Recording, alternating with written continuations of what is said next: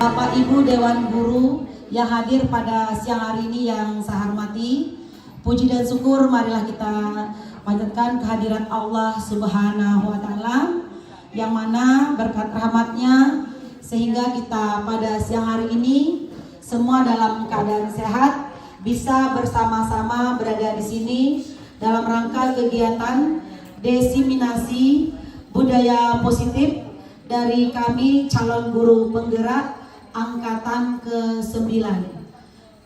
Salam beriring salam tidak lupa kita kirimkan kepada junjungan kita Nabi besar Muhammad Sallallahu Alaihi Wasallam, Nabi akhir zaman yang nanti kita harapkan syafaatnya di yaumil akhir.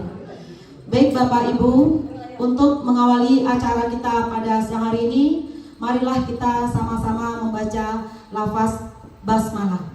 Bismillahirrahmanirrahim.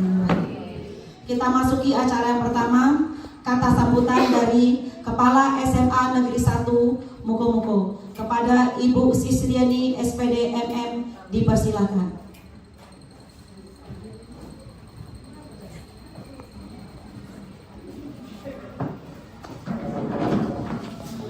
Bismillahirrahmanirrahim. Assalamualaikum warahmatullahi wabarakatuh.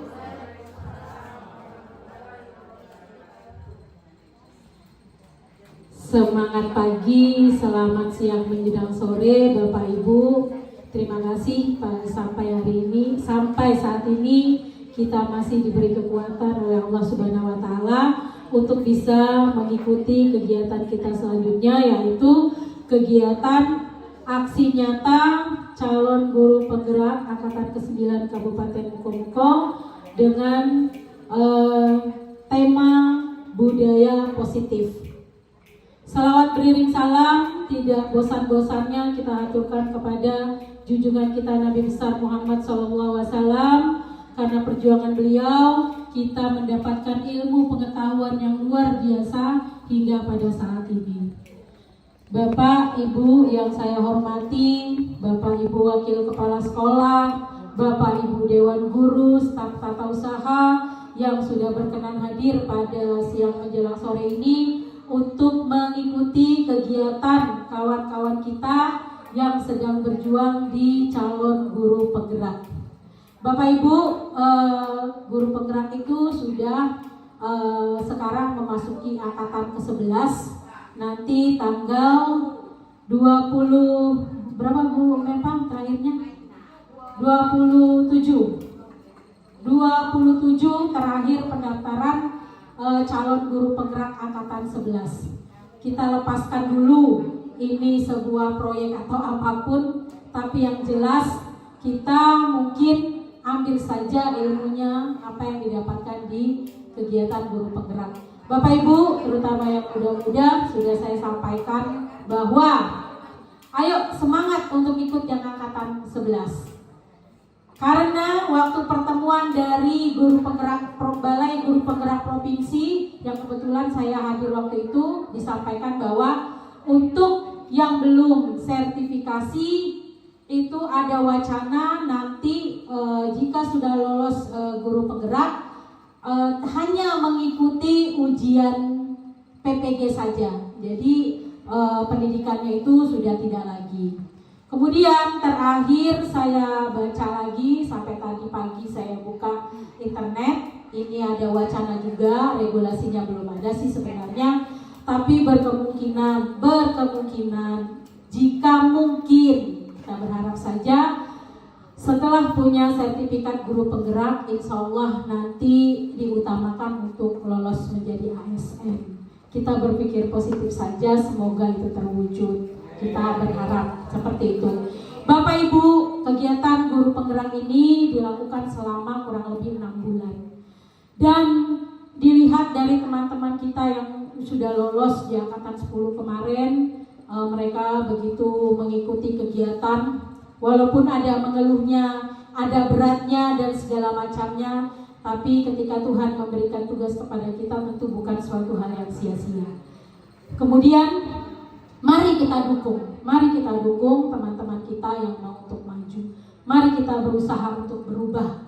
Kalau bukan kita siapa lagi? Kalau bukan sekarang kapan lagi? Bapak Ibu, imbas kita itu adalah anak-anak didik kita. Kita harus berubah kalau kita mau merubah anak-anak didik kita. Apa yang mau kita rubah? Jangan dulu mikir jauh-jauh. Yang pertama sekali adalah mindset kita. Mindset kita yang ingin berubah. Apa kita masih mau tergilas oleh zaman? Apa kita masih pakai pena, buku, kertas di zaman seera seglobalisasi ini? Apa nanti kata dunia luar? Kita sudah punya modal sebagai sekolah favorit. Seperti cerita saya tadi, anak yang dari zonanya jauh, dia berusaha supaya bisa masuk sekolah ini. Alasan dia karena dia ingin belajar yang sesungguh-sungguhnya. Itu luar biasa Ibu, itu dari pikiran saya kalimat itu yang sulit saya melupakannya. Sekarang tanya hati kita, apakah kita sudah mampu untuk mewujudkan satu statement anak kita tadi itu? Nah, apa yang harus kita lakukan? Kita tidak usah melihat orang lain, kita tidak usah menilai orang lain, tapi kita lihat saja diri kita sendiri. Apapun yang terjadi, apapun yang dilakukan, apapun yang disampaikan oleh orang tentang apapun, tidak akan ada arti apa-apa kecuali dari diri kita sendiri. Mari kita dukung semangat teman-teman kita ini. Mari kita mengimbas ilmunya, semoga ilmunya juga melimpah sama kita. Insya Allah paling tidak ada persentase kita bisa menularkannya kepada anak didik kita. Itu yang bisa saya sampaikan. Dan terakhir saya berterima kasih kepada Ibu Meva dan Ibu Ice. Walaupun ini tugas, saya berharap ini semuanya memiliki keberkahan buat kita semua. Wabillahi taufiq wal hidayah. Wassalamualaikum warahmatullahi wabarakatuh.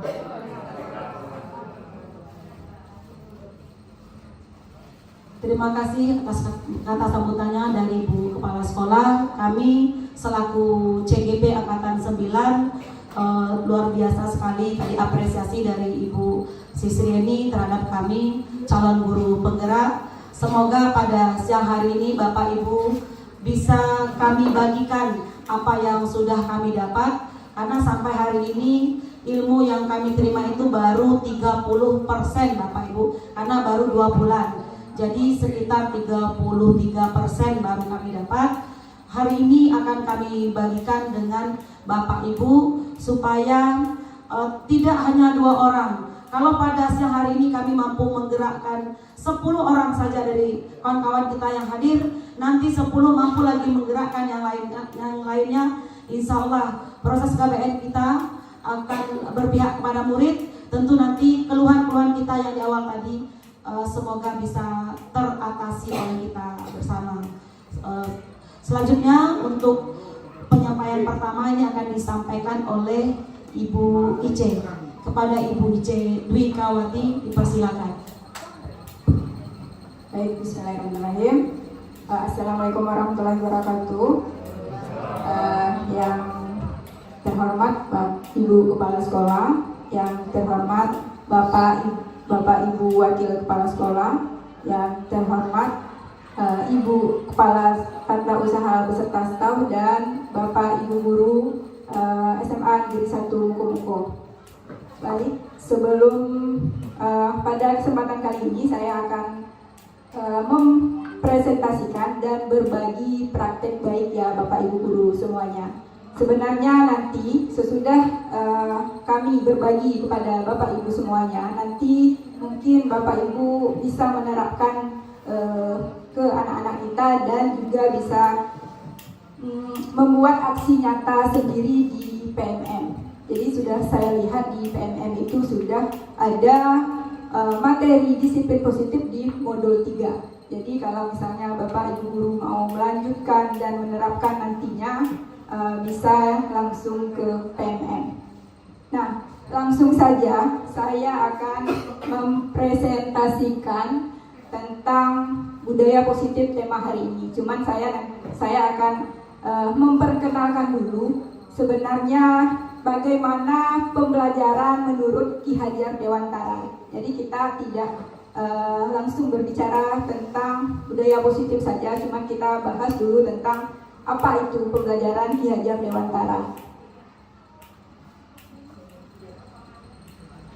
Nah, sebenarnya tujuan pendidikan menurut Ki Hajar Dewantara itu adalah menuntut kodrat yang ada pada anak-anak agar mencapai keselamatan dan kebahagiaan yang setinggi-tingginya baik secara individu maupun anggota masyarakat. Jadi ditekankan menurut Ki Hajar Dewantara ini anak-anak kita itu belajar itu pada awal itu harus bahagia dulu. Jadi ini yang ditekankan menurut tujuan pendidikan menurut Ki Hajar Dewantara itu sendiri. Nah, pemikiran Ki Hajar Dewantara ini, filosofinya itu adalah seorang guru itu menuntun anak-anak sesuai dengan kodrat alam maupun kodrat zaman. Nah, di sini kita sebagai guru, kita harus mengikuti zaman. Bagaimana zaman anak-anak kita sekarang. Jadi kita harus membuka diri. Zaman sekarang adalah zaman milenial abad 21. Jadi sekarang kita sebagai seorang guru itu kita harus mengikuti zaman, kita harus merubah diri kita, mengupgrade diri kita, bagaimana kita bisa menjadi guru yang sesuai dengan zamannya. Nah, begitu juga dengan alamnya, bagaimana kondisi alam anak-anak kita sehingga kita bisa menyesuaikan pembelajaran yang cocok untuk anak kita. Nah, pendidikan menurut Ki Hajar Dewantara ini juga kita memberikan kekuatan yang ada pada murid serta teladan dan dorongan agar murid menjadi manusia yang merdeka dalam mencapai keselamatan hidupnya. Jadi di sini nanti bagaimana siswa yang merdeka itu akan kita bahas secara bersama-sama. Nah, selanjutnya pendidikan adalah tempat persemaian benih-benih. Nah, ini dicontohkan ketika kita menanam sebatang jagung. Nah, kenapa jagung itu tumbuh atau tidak tumbuh? Itu ya filosofinya ya. Kenapa ada jagung itu dia bisa tumbuh di tanah tertentu dan ada yang tidak. Nah, ini ibaratnya persemaian benih. Nah, kita sebagai guru di sini maksudnya jagung yang bisa tumbuh dan tidak tumbuh itu tergantung kitanya. Jadi tidak ada, kalau diibaratkan ke siswanya, tidak ada anak yang tidak bisa. Jadi kalau misalnya anak-anak kita itu ada yang belum berhasil, kita harus merefleksikan diri kita, kira-kira kita di mana kurangnya. Seperti itu kira-kira menurut pemikiran Ki Hajar Dewantara. Jadi anak-anak kita itu kita ibaratkan ke benih, kita yang menyuburkannya, menghidupkannya. Jika ada yang gagal tumbuh, berarti kita harus merefleksikan diri kita itu apa permasalahannya. Jadi menurut pemikiran Ki Hajar Dewantara seperti itu. Nah, yang terakhir adalah anak itu dia bersifat unik. Jadi seluruh anak kita itu ada karakteristiknya masing-masing. Mungkin kita alami ya, apalagi di kurikulum Merdeka, anak wajib berkembang dengan bakat dan minatnya. Itu filosofi Ki Hajar Dewantara. Jadi ada anak yang hobi berprestasi di bidang olahraga atau di bidang bahasa Indonesia. Jadi itu konsep kenapa setiap anak itu memiliki sifat yang unik dan kemampuan yang beragam. Nah, disinilah kita sebagai seorang guru, bagaimana kita menuntun anak-anak kita itu menjadi anak yang bisa berkembang sesuai dengan bakat alami yang mereka yang ada di dalam diri mereka. Nah, selanjutnya pada kesempatan kali ini kami akan berbagi tentang budaya positif. Nanti ada 6 poin yang dibahas. Ini lumayan banyak, cuma nanti kita ramping-rampingkan ya Bu ya. Nanti tidak terlalu lama, nanti kita ini bahas satu-satu. Yang pertama tentang disiplin positif, teori motivasi, keyakinan kelas, kebutuhan dasar manusia, dan segitiga restitusi. Ini nanti kita akan bahas satu persatu. Nah, sebelum kita bahas materi ini, saya mengajak Bapak Ibu semuanya untuk menonton sebuah video.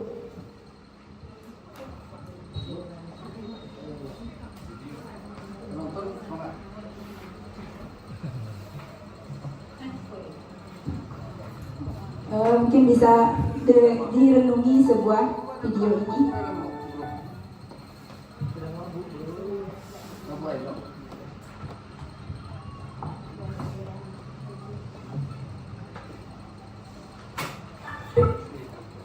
children the truth. Most teachers dread that she taught them on saying, what was it?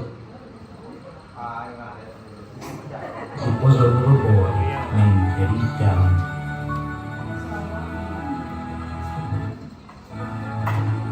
Miss Thompson checked the year before and noticed that he didn't play well with the other children, that his clothes were messy.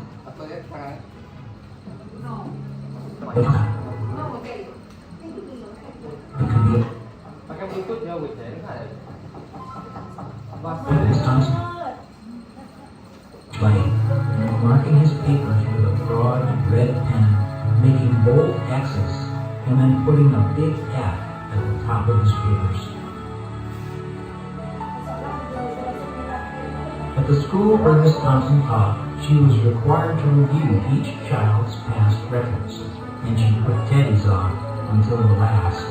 However, when she reviewed his file, she was in for a surprise. Teddy's first grade teacher wrote, Teddy is a bright child with a ready laugh. He does his work neatly and has good manners. He is such a joy to be around. His second grade teacher wrote, Teddy is an excellent student, well liked by his classmates, but he is troubled because his mother has a terminal illness, and life at home must be a struggle. His third grade teacher wrote, his mother's death has been hard on him. He tries to do his best, but his father doesn't show much interest, and his home life will soon affect him if some steps aren't taken. Teddy's fourth grade teacher wrote, Teddy is withdrawn and doesn't show much interest in school. He doesn't have many friends, and he sometimes sleeps in class. By now, Miss Thompson realized the problem, and she was ashamed of herself. She felt even worse when her students brought her Christmas presents, wrapped in beautiful ribbons and bright paper, except for Teddy's. His present was clumsily wrapped in heavy brown paper that he got from the grocery bag. Miss Thompson took pains to open it in the middle of the other presents. Some of the students started to laugh when she found a rhinestone bracelet with some of the stones missing in a bottle that was 1/4 full of perfume, but she stifled the children's laughter when she explained how pretty the bracelet was, putting it on, and dabbing some of the perfume on her wrist. Teddy Stalin stayed after school that day, just long enough to say, Miss Thompson, today you smell just like my mom used to. After the children left, she cried for at least an hour. On that very day, she quit teaching reading, writing, and arithmetic. Instead, she began to teach children. Miss Thompson paid particular attention to Teddy. As she worked with him, his mind began to come alive. The more she encouraged him, the faster he responded. By the end of the year, Teddy had become one of the smartest children in class. And despite her lie that she loved all the children the same, Teddy became one of her teachers. A year later, she found a note on her door from Teddy, telling her that she was the best teacher he ever had in his whole life. 6 years went by before she got another note from Teddy. He then wrote that he had finished high school 3rd in his class, and she was still the best teacher he ever had in his whole life. 4 years after that, she got another letter saying that while things had been tough at times, he'd stayed in school. He'd stuck with it and would soon graduate from college with the highest of honors. Again, he assured Miss Thompson that she was still the best and favorite teacher he'd ever had. But 4 more years passed, and yet another came. After he got his bachelor's degree, he had decided to go a little further. She was still the best and favorite teacher he'd ever had. But now his name was a little longer. The letter was signed Peter F. Scally, M.D. The story does not end here. There was yet another letter that spring. Teddy said he'd met this girl and was going to be married.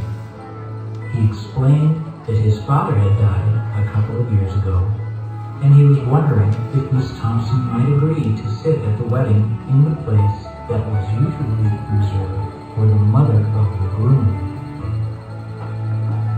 Of course, Miss Thompson did, and guess what? She wore that bracelet, the one with several rhinestones missing. Moreover, she made sure she was wearing the perfume that Teddy remembered his mother wearing on their last Christmas together. They hugged each other, and Dr. Stoller whispered in Miss Thompson's ear, "Thank you for believing in me. Thank you so much for making me feel important and showing me that I could make a difference." Miss Thompson, with her eyes, whispered back. She said, "Teddy, you have it all wrong. You were the one who taught me that I could make a difference. I didn't know how to teach until I met you."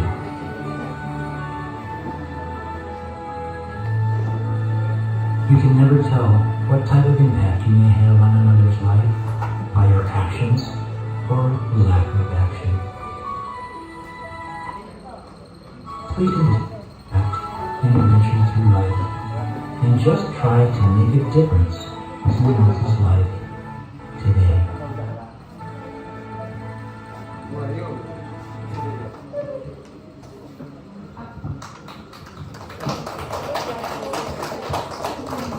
Baik, itulah tadi cerita guru inspiratif ya Bapak Ibu guru semuanya. Di situ menekankan contoh dari seorang siswa yang mengenal gurunya. Jadi apapun yang kita lakukan ke anak kita nantinya, semua akan membekas di hatinya. Jadi mulai hari ini kita bisa berpikir kembali di mana kira-kira kita memperlakukan semua anak didik kita. Itu yang kita maknai dari video tadi. Nah, dari video tadi kita berharap kita bisa merubah paradigma pola pikir kita. Nah, kita akan bahas ini satu persatu tentang merubah paradigma. Ini kita contohkan kegiatan kepalan tangan. Ya, ini kira-kira kita mengepalkan tangan. Ada contohnya saya dan Bapak Ibu, contohnya A dan B. Nah, saya mengepalkan tangan. Ini contohnya ya, sobeklah sebuah kertas.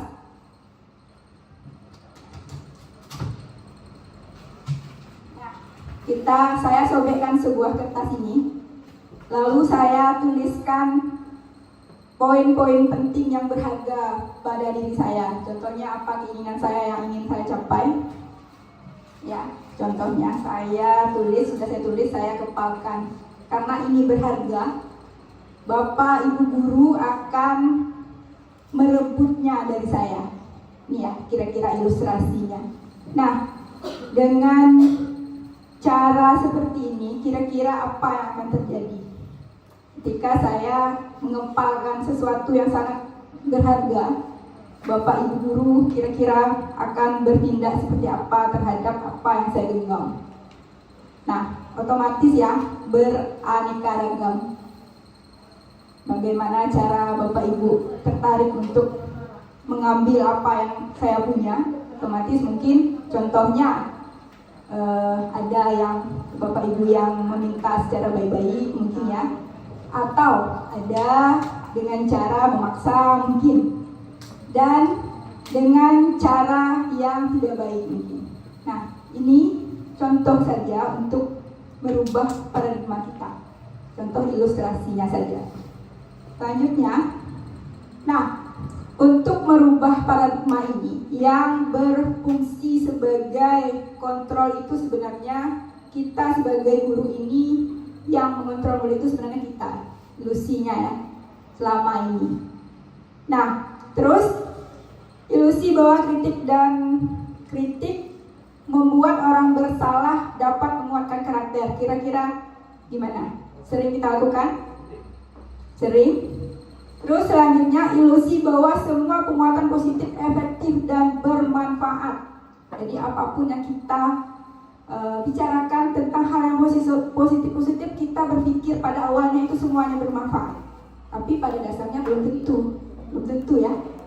Terus yang terakhir, ilusi bahwa orang dewasa memiliki hak untuk memaksa.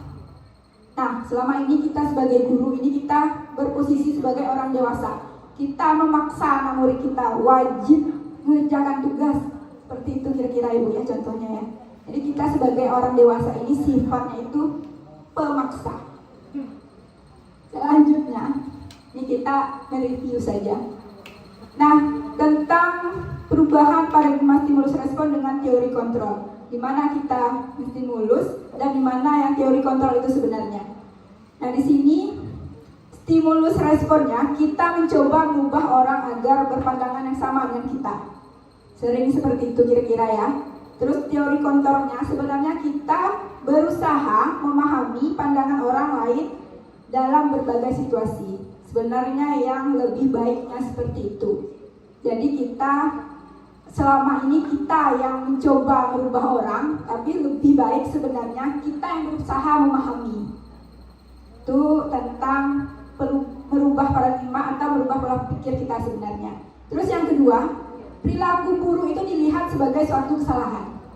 Nah, apapun perilaku yang buruk kita anggap itu sebuah kesalahan. Tapi sebenarnya belum tentu, karena kita tidak tahu masalah yang sedang terjadi itu apa.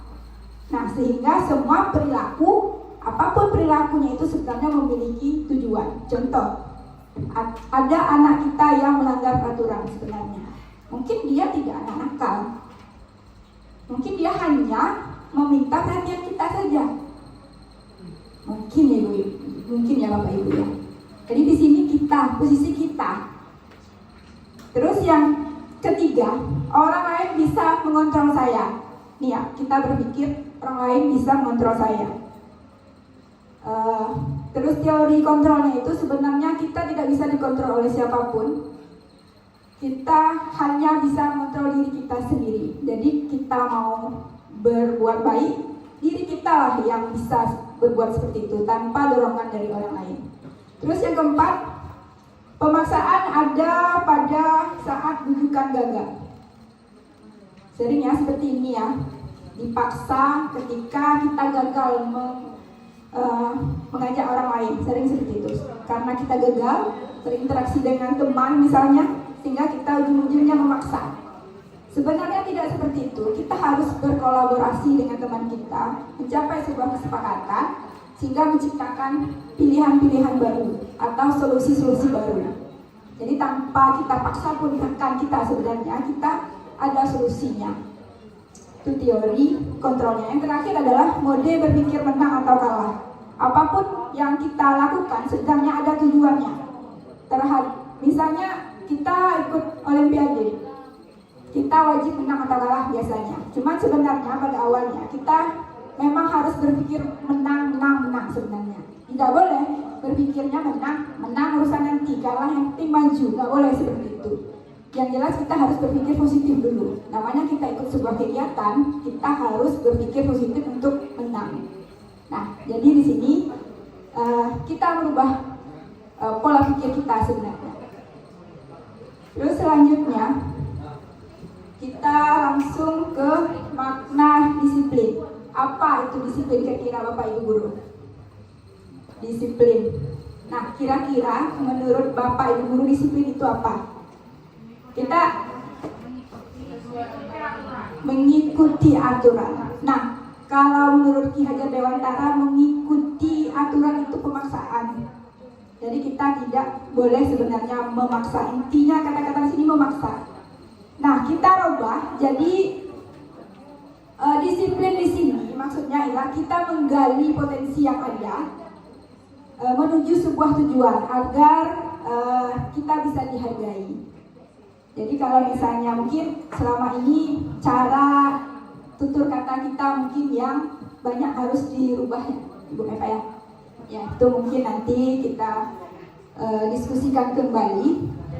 Nah, nilai-nilai kebajikan universal ini, mungkin nilai-nilai kebajikan universal ini sudah kita terapkan karena kita kurikulum Merdeka ini adalah nilai-nilai kebajikan universal ini adalah nilai P5-nya. Bapak Ibu guru semuanya sudah tahu ya nilai P5 kita itu apa saja. P5 kita apa saja sudah tahu ya. Apa kira-kira Bapak Ibu guru? P5 kita beriman gitu ya, beriman, bertakwa pada Tuhan Yang Maha Esa, berakhlak mulia, mandiri, bernara kritis, berkebinekaan global dan gotong royong serta kreatif. Itu sebenarnya nilai-nilai kebajikan, nilai-nilai kebajikan universal. Sebenarnya kita sudah menerapkan, cuman kita baru karena masih beradaptasi.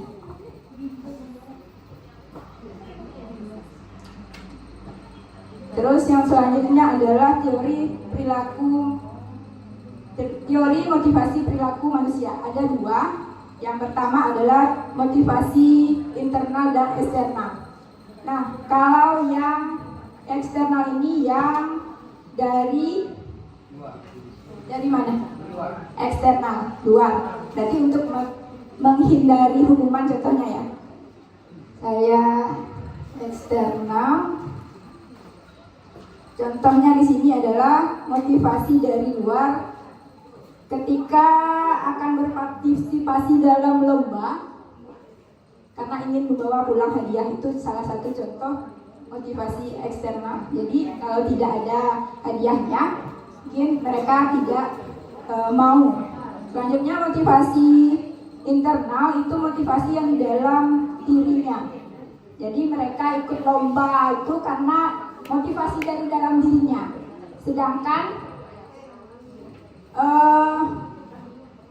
motivasi internal biar tercapai tujuan disiplin positif adalah untuk menghargai diri sendiri. Jadi kalau sudah menghargai diri sendiri, tanpa hadiah pun, tanpa ada embel-embel apapun, siswa kita itu akan tetap mengikuti apapun perlombaan yang akan dilakukan.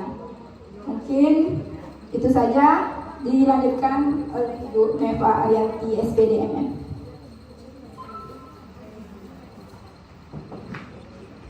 Baik Bapak Ibu, karena kami hari ini kegiatannya kolaborasi, satu sekolah itu ada 2 CGP, jadi diminta berkolaborasi saja, tidak 2 kali penyampaian.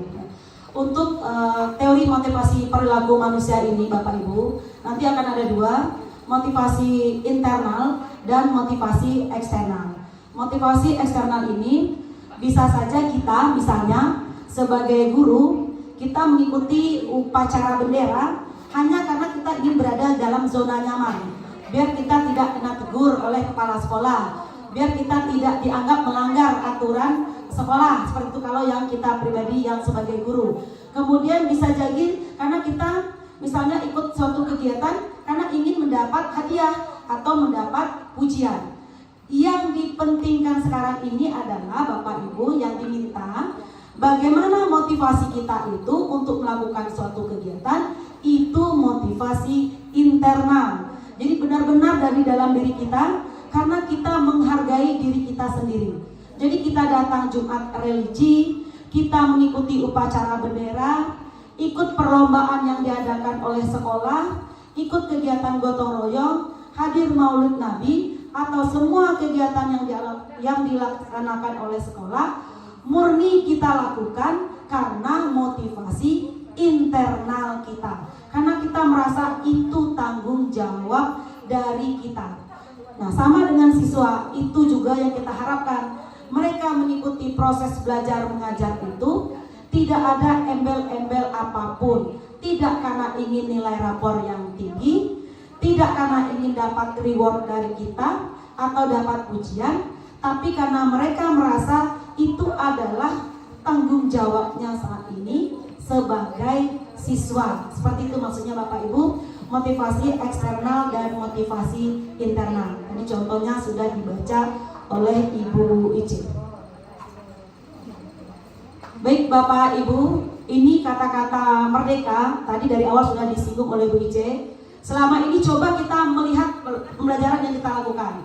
Apakah sudah berpusat kepada siswa atau berpusat kepada guru pembelajaran kita? Dominan yang kita lakukan Bapak Ibu berpusat pada guru. Nah, ini yang harusnya jadi tanda tanya oleh kita. Siswa dari pagi 7.30 sampai nanti jam 2 duduk di dalam kelas dengan kita bergantian masuk sebagai guru mata pelajaran. Apakah itu sudah memberikan keberpihakan terhadap murid kita? Karena kita menuntut ini kan, ketika kita masuk kita menjelaskan, kita minta siswa kita benar-benar memperhatikan ketika mengajar. Tapi kita tidak memperhatikan apa yang mereka butuhkan.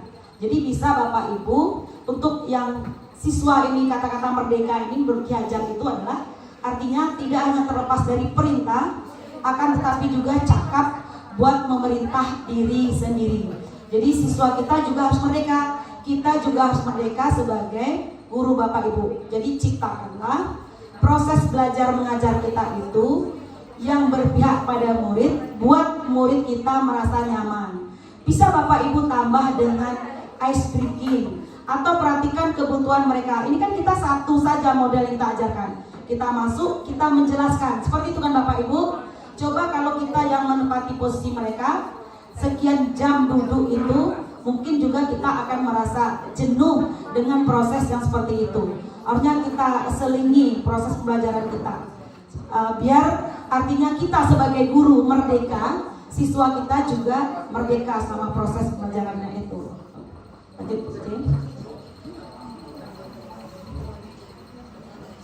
Nah Bapak Ibu, berikutnya itu ada keyakinan kelas dan peraturan kelas. Bapak Ibu, selama ini yang ada di kita itu kan peraturan kelas yang kita buat di sekolah kita itu sebagai wali kelas kan peraturan kelas. Sekarang ini dari peraturan kelas itu kita robah menjadi keyakinan kelas, nanti seperti itu ya Bapak Ibu. Kita jadikan peraturan-peraturan yang ada dalam kelas itu menjadi keyakinan kelas. Keyakinan kelas ini merujuk kepada nilai universal yang sudah disampaikan oleh Ibu Ice tadi. Jadi kalau ditanya sekarang, apakah keyakinan kelas dan peraturan kelas itu ada hal yang sama? Ada hal yang sama Bapak Ibu? Sama atau tidak peraturan dengan keyakinan? Apa bedanya peraturan dengan keyakinan? Apa beda peraturan itu Bapak Ibu dengan keyakinan? Atau dengan contoh boleh Bapak Ibu? Ini maksudnya peraturan, kalau yang ini keyakinan, silakan. Kalau keyakinan bagaimana Bu? Hal yang diinginkan. Hal yang diinginkan dari diri sendiri. Itu yang mana Bu Padilla? Keyakinan. Kalau peraturan? Oke. Berarti kalau peraturan itu yang sudah ada Bapak Ibu, tapi tinggal kita jalankan. Misalnya menggunakan sepatu warna hitam tali putih. Itu peraturan atau keyakinan Bapak Ibu? Peraturan, nanti sudah ada, tinggal kita laksanakan. Tapi kalau keyakinan ini yang memang diinginkan oleh kita bersama, kita yakini yang menjadi keyakinan kita. Jadi bukan yang sudah ada kita laksanakan. Seperti itu Bapak Ibu. Jadi peraturan yang ada nanti di kelas kita ataupun di sekolah kita, mari kita robah menjadi keyakinan kelas dan menjadi keyakinan sekolah. Seperti itu ya Bapak Ibu. Nah sekarang untuk nilai kebajikan atau keyakinan yang ingin kita angkat dari peraturan-peraturan berikut ini. Nah tadi sudah disampaikan ini. Misalnya kita menggunakan helm saat mengendarai motor.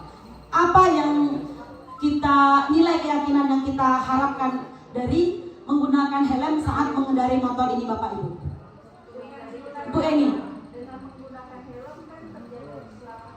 Berarti menjaga keselamatan kata Weni. Apalagi Bapak Ibu? Apalagi? Putri? Terhindar dari panas, debu, untuk kesehatan berarti Putri ya. Silakan Bapak Ibu. Mematuhi aturan biar nggak kena razia ya Bu Yesia. Nah, jadi ada beragam latar belakang kita yang kita yakini ketika kita menggunakan helm saat mengendarai motor. Ada tadi untuk keselamatan kita, kemudian untuk menjaga kesehatan kita, kemudian agar kita juga patuh terhadap aturan biar tidak kena razia, biar kita tidak kena tilang. Sekarang kita lihat ini ya, kemudian ada berikutnya membuang sampah pada tempatnya, Bapak Ibu. Membuang sampah pada tempatnya, apa nilainya? Menjaga kebersihan, apalagi? Menjaga kesehatan, apalagi Bapak Ibu? Biar terlihat indah. Nah, jadi banyak nilai yang kita yakini dari membuang sampah pada tempatnya. Jadi banyak nilai yang kita yakini. Kemudian yang berikutnya, dilarang menggunakan kata-kata kasar. Bapak Ibu, dilarang menggunakan kata-kata kasar. Menjaga kesopanan, apalagi? Tidak menyakiti orang lain. Apalagi? Kita tidak berkata kasar itu apa tujuannya itu? Nilai yang kita yakini. Menghormati orang lain atau menghargai orang lain. Nah, kita jawab ininya ya. Nah, berarti kita menggunakan helm itu bukan karena kita takut kena razia, bukan hal yang lain, tapi untuk keselamatan atau menjaga kesehatan kita. Kemudian membuang sampah pada tempatnya, sebenarnya banyak jawabannya. Ini diambil yang umum yaitu menjaga kebersihan. Kemudian dilarang menggunakan kata kasar, itu bersikap positif ataupun hormat. Kemudian berikutnya Bapak Ibu,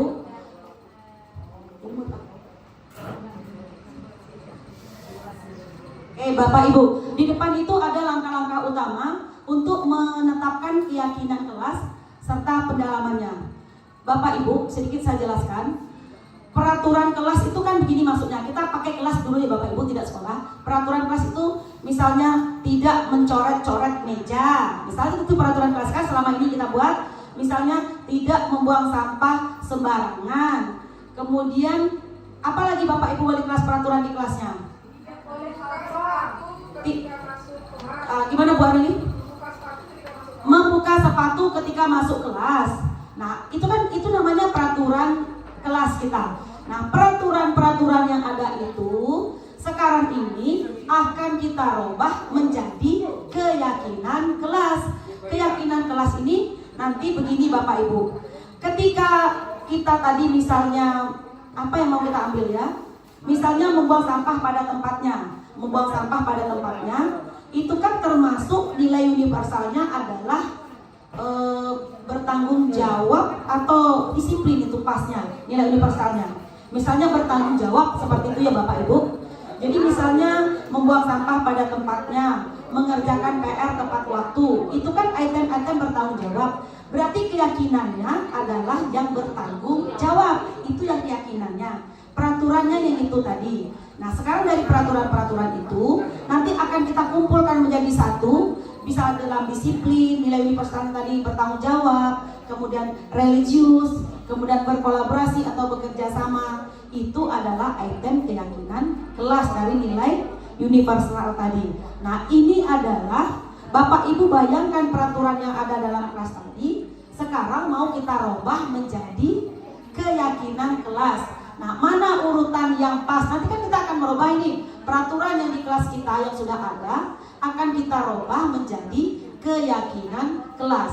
Silakan Bapak Ibu, yang mana yang urutan yang pertama? Yang mana yang pertama Bapak Ibu? Berdiskusi yang mana? Berdiskusi kan dua Bapak Ibu. Tiga. Yang mana nomor satu Bapak Ibu? Berdiskusi mengenai gambaran seluruh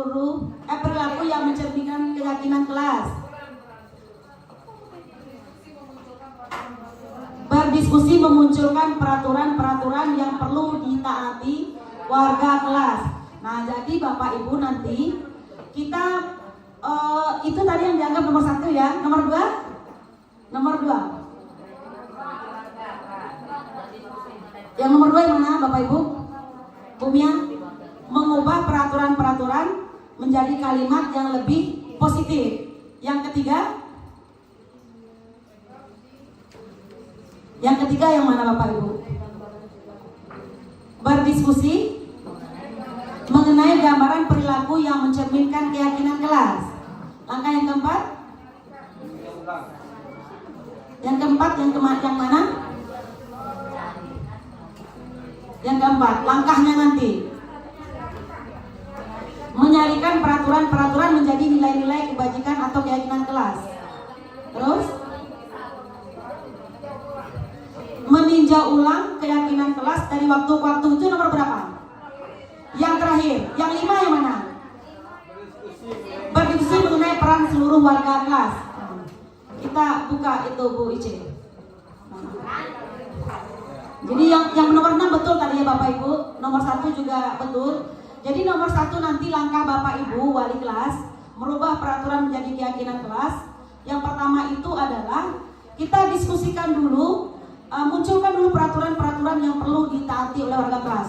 Kita minta semua warga kelas kita, siswa kita, untuk membuat masing-masing satu peraturan yang ingin kita munculkan. Silakan mereka nanti membuat. Itu kan aspirasinya mereka. Misalnya tidak makan saat belajar, tidak bermain HP saat belajar. Biarkan mereka yang membuatnya. Setelah itu kita kumpulkan di depan yang sudah dituliskan oleh siswa kita tadi. Baru kita lanjut langkah yang kedua nanti, mengubah peraturan-peraturan tersebut menjadi kalimat yang lebih positif.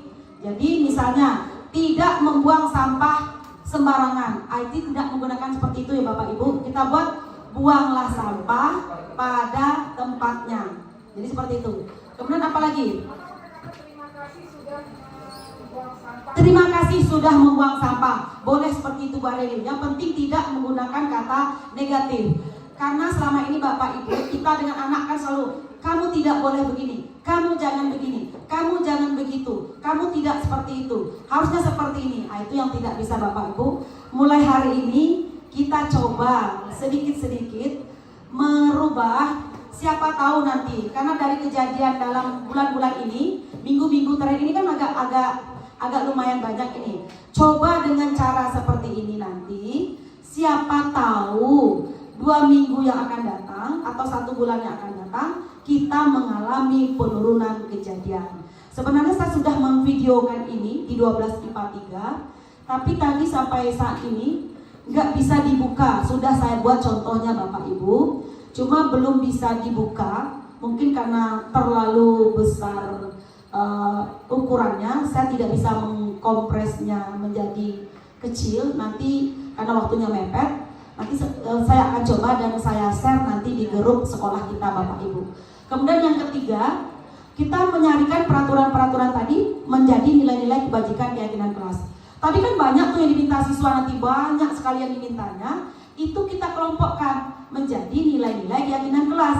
Kita buat, misalnya ada dia minta, Bu, kita harus sholat berjamaah semuanya. Misalnya ketika zuhur, kita pagi itu wajib baca doa tidak hanya dengan guru tertentu saja. Nah, berarti itu masuk dalam nilai religius. Atau ketika belajar kelompok, teman-teman semuanya harus bekerja sama. Nanti akan muncul seperti itu, seperti tadi. Tidak berisik kita ketika kerja kelompok. Nah, nanti kita lihat mana yang termasuk disiplin, mana yang bertanggung jawab, mana yang religius, mana yang berkolaborasi atau kreatif atau inovatif. Nanti kita kelompokkan. Itulah yang menjadi keyakinan kelas. Misalnya nanti pelanggaran, tinggal kita tunjukkan.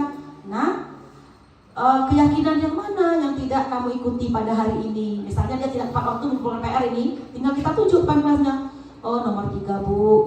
Apa itu? Disiplin. Berarti besok tidak akan seperti itu kira-kira Bapak Ibu nanti. Jadi tidak ada lagi mungkin dengan ada kamu hari ini tidak disiplinnya, tidak lagi dengan seperti itu. Kemudian yang nomor 4, oh berat Bu Pak, jangankan Bapak Ibu, saya aja menurunkan sekian oktav nada itu memang, tapi kita harus berusaha. Yang nomor 4, berdiskusi mengenai gambaran perilaku yang mencerminkan keyakinan kelas. Seperti tadi itu maksudnya kita kelompokkan. Nanti yang kelima,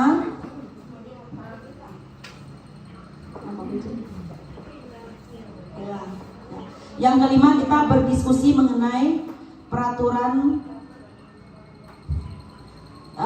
mengenai peran seluruh warga kelas. Jadi semua warga kelas harus berperan di dalam kita membuat keyakinan kelas ini. Kemudian yang keenam, meninjau ulang keyakinan kelas dari waktu ke waktu. Jadi keyakinan kelas yang sudah kita buat itu nanti Bapak Ibu, yang nomor 5 tadi itu peran. Maksudnya ini kan sudah kita dapat ini loh keyakinan kelas kita. Berdisiplin, religius, tanggung jawab, berkolaborasi, misalnya nanti dapatnya itu.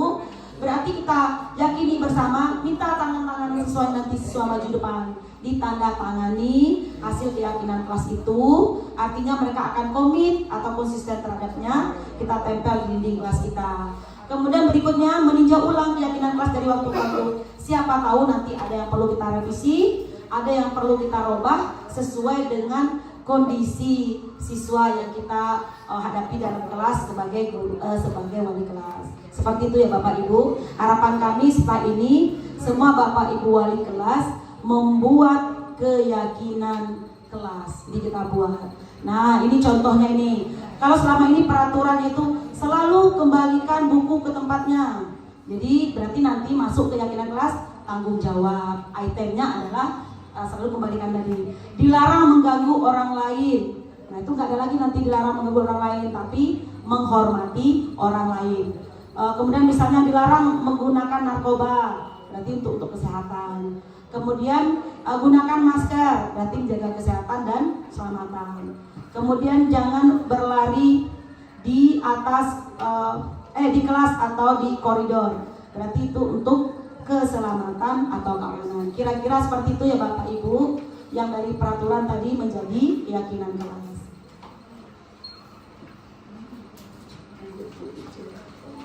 Nah, ini Bapak Ibu, ini yang perlu kita benar-benar bahas selama ini. Kita selalu bertanya-tanya, kita sudah menyelesaikan masalah kita dengan siswa, tapi kok besok terulang lagi, bahkan kadang dengan orang yang sama, dengan kejadian yang sama.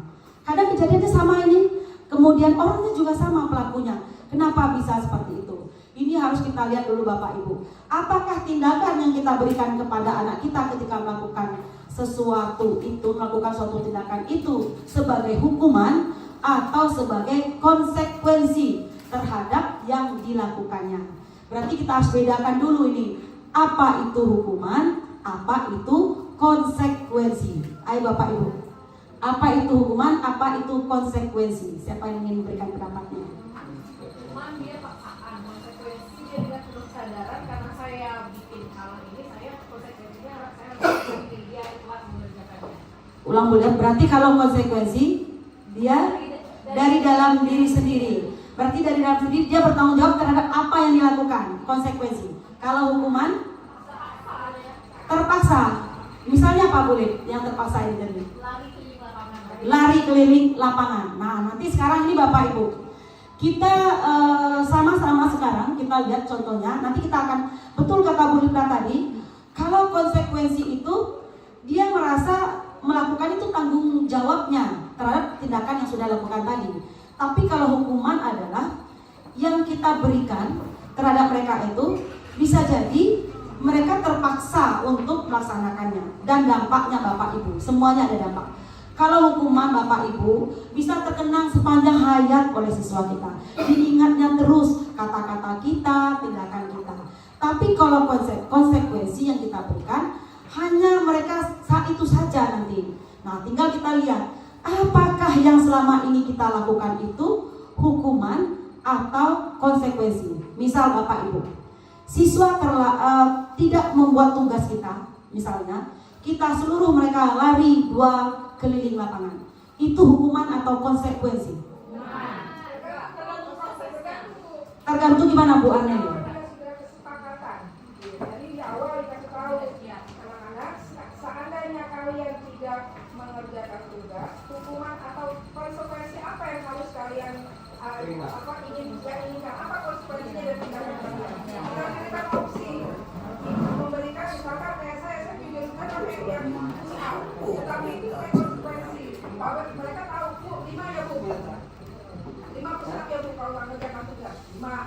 mereka 5. Dan sekalian kalau misalkan kita kan yang saya suruh itu juga, saya mengerti betul itu orang yang kuat, yang nggak pingsan gara-gara hanya sampai cuma 5. Jadi tergantung dari kesepakatan kita ketika kita memberikan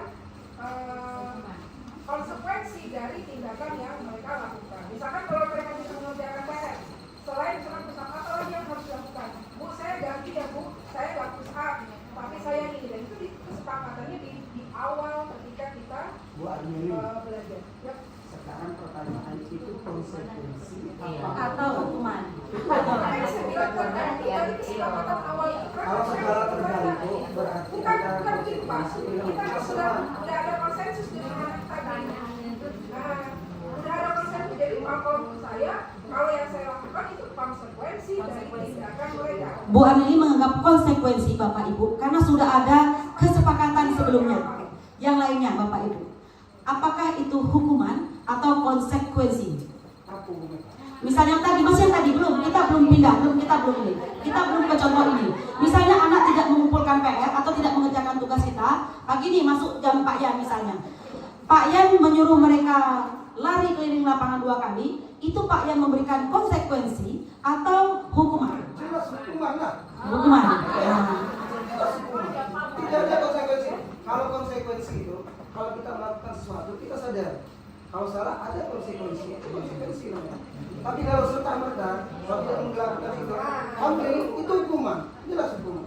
Kalau menurut saya. Betul Pak Yan. Menurut pendapat Pak Yan, pendapat Bu Livra tadi betul. Jadi begini Bapak Ibu, saya tidak berani maksudnya dengan pernyataan Bu Aneli, karena ketika materi diajarkan bahwa itulah gunanya kita di awal membuat kesepakatan. Jadi kesepakatan yang diberikan itu balance, maksudnya sesuai dengan sesuai dengan yang tindakan yang dilakukan. Jadi sesuai dengan tindakan yang dilakukan. Jadi misalnya dia tidak bisa menyelesaikan soal, kita suruh misalnya pilih nih mau jalan bebek atau buat ini sampai 10 kali. Nah jadi tidak merubah nanti apa yang kita inginkan. Kita kan ingin siswa kita ini mengumpulkan tugas kan Bapak Ibu, itu kan yang kita inginkan. Nah jadi kita berikan sesuai dengan keyakinan yang kita buat. Makanya tadi di awal kita buat keyakinan dulu. Keyakinan ini boleh keyakinan guru mapel, boleh keyakinan wali kelas, keyakinan kelas. Jadi kita buat kesepakatan. Jadi nanti kesepakatan yang kawan-kawan guru buat, termasuk Bu Anel tadi, jadi pilihannya tidak begitu nanti Bapak Ibu. Tidak seperti itu pilihannya. Jadi kita sesuaikan dengan apa nih maunya kita. Misalnya dia tidak mengumpulkan PR, mungkin kita minta dia mengerjakan PR itu tadi. Bagaimana caranya? Atau dia terlambat 15 menit, tetap kita izinkan masuk. Misalnya ada tugas nih, setelah waktu berakhir, dia tetap berada di jam 1 berada dalam kelas. Apa tugasnya? Menyelesaikan ketinggalannya tadi. Nah, itu supaya menjadi konsekuensi tindakan kita. Sekarang misalnya dia terlambat jam olahraga PJOK, misalnya terlambat ini. Kita suruh dia lari keliling lapangan 2 kali. Dia terlambat ini jam PJOK datang hadir. Itu konsekuensi atau hukuman? Kenapa konsekuensi? Yang pilih konsekuensi. Gimana Bu Aneli? Sesuai dengan mapelnya olahraga. Hukuman Pak Ampera. Pak Ampera bilang hukuman. Mana? Pagi-pagi dengan perjanjian tadi. Jadi dia sadar kalau dia terlambat dia akan lari. Nah, sekarang mata pelajarannya PJOK ini. PJOK itu kalau di awal ngapain dulu biasanya? Pemanasan itu kan gerak-gerak lari seperti itu kan? Berarti kita meminta lari 2 keliling tadi, itu konsekuensi atau hukuman? Konsekuensi. Nah, jadi seperti itu Bapak. Kita lihat contoh yang pertama ini. Nanti bukanya terakhir aja Bu C. Mencatat 100 kali. Tergantung keyakinan itu. Pandangan anak itu hukuman, tapi kita konsekuensi. Ketika nanti ada asesmen, dia mengatakan bahwa itu hukuman, padahal itu suatu konsekuensi. Kan begitu. Artinya pandangan dari mana nanti itu sebagai konsekuensi dan itu sebagai hukuman. Karena kalau kita mengatakan itu konsekuensi, berarti itu bisa. Tetapi kalau anak itu aku pasti diukur 5 kali lagi lapangan kali gitu. Artinya dari itu juga tergantung dari keyakinan masing-masing. Nah, Pak Seto, kita terima kasih Pak Yan. Pak Seto. Ya karena di master saya, jadi kalau anak itu terlambat, dia langsung lari, itu konsekuensi. Tapi kalau dia diam saja, kita perintah baru hukuman. Oh, seperti itu maksud Pak. Nunggu kesadarannya maksudnya. Tapi kalau dia itu konsekuensinya. Nah, artinya Bapak Ibu, langkah awal kita nanti adalah membuat keyakinan kelas. Dan kita buat keyakinan kelas sebagai guru mater dan sebagai wali kelas. Kalau guru mater berarti kan yang pas kitanya ini. Kemudian kita lanjut Bapak Ibu, mencatat 100 kali di dalam buku kalimat saya tidak akan terlambat lagi karena terlambat ke sekolah. Itu hukuman atau konsekuensi? Nggak usah dibuka dulu sih. Hukuman berarti ya? Hukuman? Ya? Sebentar Bu, kalau kita bahas sesuai dengan aplikasi sekolah kita gimana?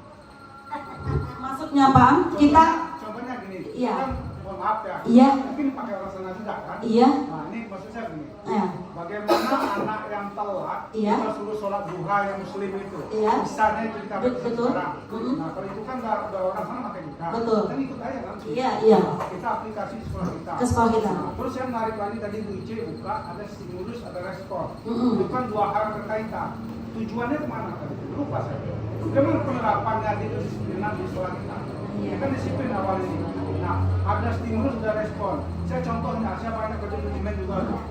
Kalau anjing, maaf ya contoh ini, kalau anjing yang sudah kita kurunin di dalam tempat kerangkengnya, lalu di luar ini kita letakkan satu buah seonggok daging sudah kita bakar, kan meleleh air liur si anjing itu kena direspon, distimulus oleh bau daging ini.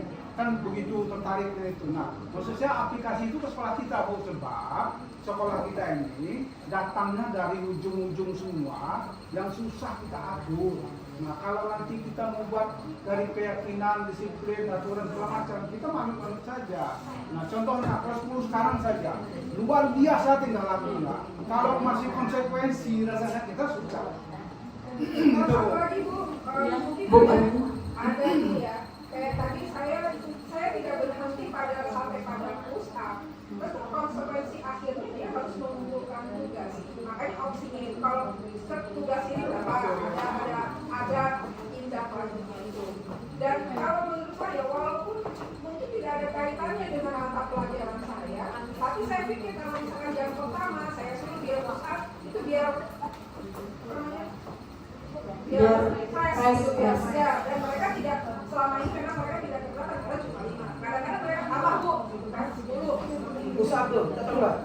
Itu bukan fresh namanya. Dia mau nunjukin sama saya Terus itu frustasi. terus satu lagi tapi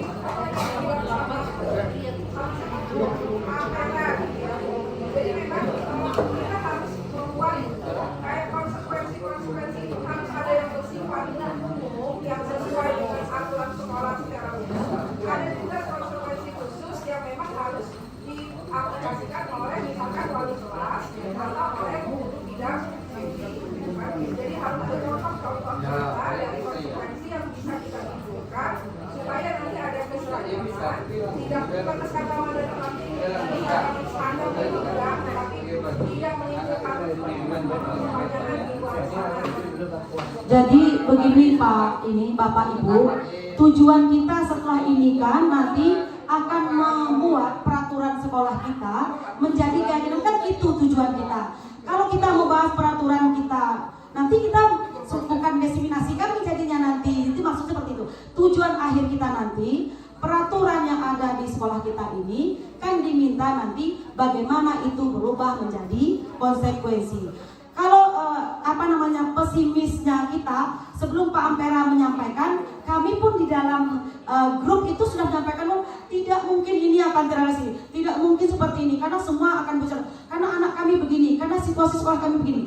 Keluh kesah itu sudah kami sampaikan, tapi tetap jawaban dari fasilitator kita tidak pesimis, kita belum mencoba. Maka tadi dengan kejadian 2 minggu terakhir yang memang luar biasa kita hadapi ini, kita coba merubah, nanti membuat materi terakhir segitiga restitusi. Kita tidak lagi, ini kan nanti kita akan melihat posisi kontrol yang kita lakukan itu apakah sebagai penghukum atau sebagai pembuat rasa bersalah atau sebagai manajer. Nanti kita akan lihat posisi yang kita lakukan menyelesaikan kasus siswa selama ini, di mana posisi kita, bagaimana hasilnya selama ini kita lakukan. Kita mencoba, siapa tahu nanti setelah ini, setelah kita coba, setelah kita lakukan masih tidak ada perubahan, baru nanti akan kita lihat. Jadi tujuan kita seperti itu. Nanti bisa kita contohkan dengan keadaan sekolah kita. Misalnya apa yang kita mau? Siswa datang terlambat. Berarti kan ada keyakinannya apa itu? Tidak disiplin kan Bapak Ibu? Nanti kita akan sampaikan.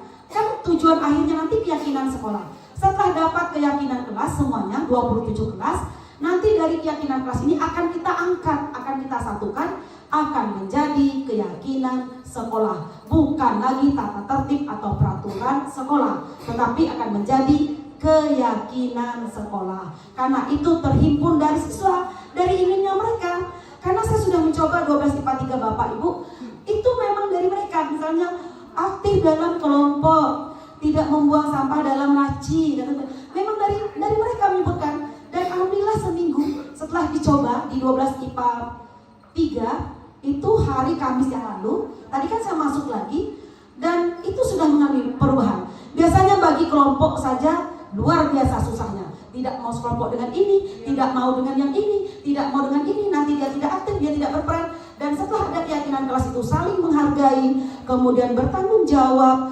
alhamdulillah bagi kelompoknya tidak ada lagi saya bertemu seperti itu untuk hari ini tadi.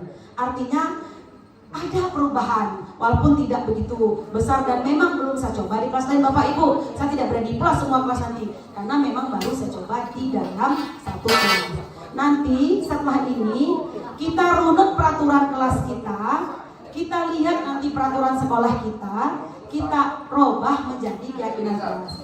Kalau memang mau nanti dari kegiatan siswa Bu Samsi, mana siswa yang sudah itu, kita coba tes dengan siswa yang sama tadi, apakah nanti akan mengalami hal yang berulang atau tidak untuk sampel kita. Kalau perlu kita buat seperti itu.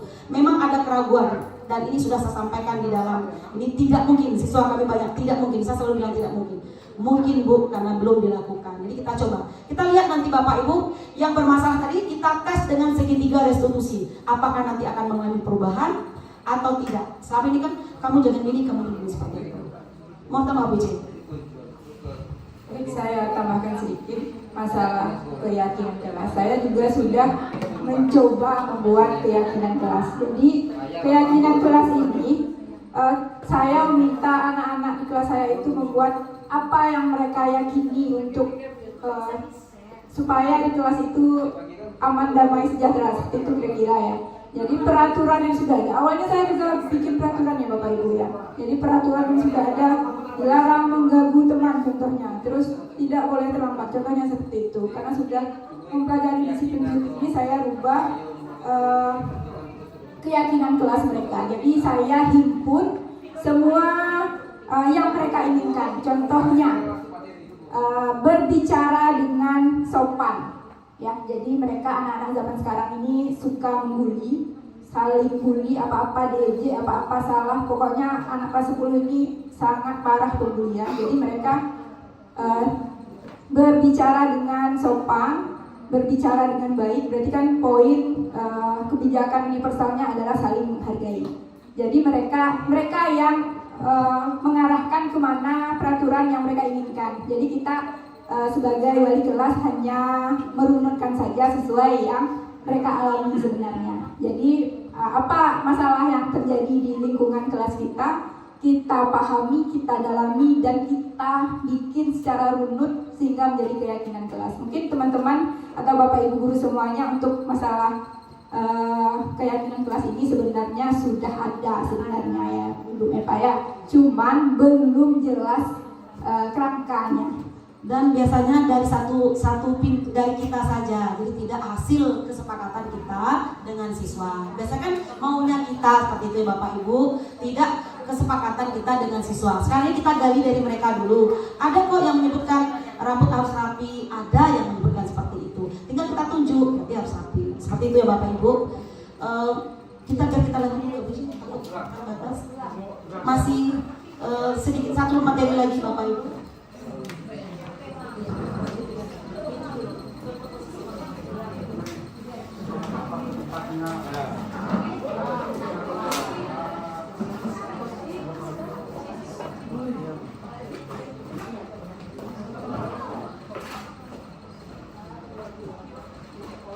Bapak Ibu kami lanjutkan, nggak apa-apa yang ada saja tetap kami akan lanjutkan karena apa yang kami dapat diminta harus dibagikan. Setelahnya ini nanti ya tinggal pelaksanaannya. Jadi 5 posisi kontrol kita ini yang pertama adalah sebagai penghukum.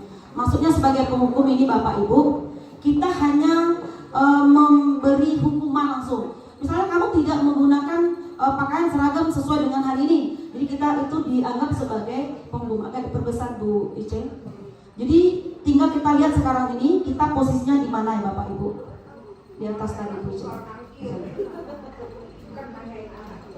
Ya misalnya nanti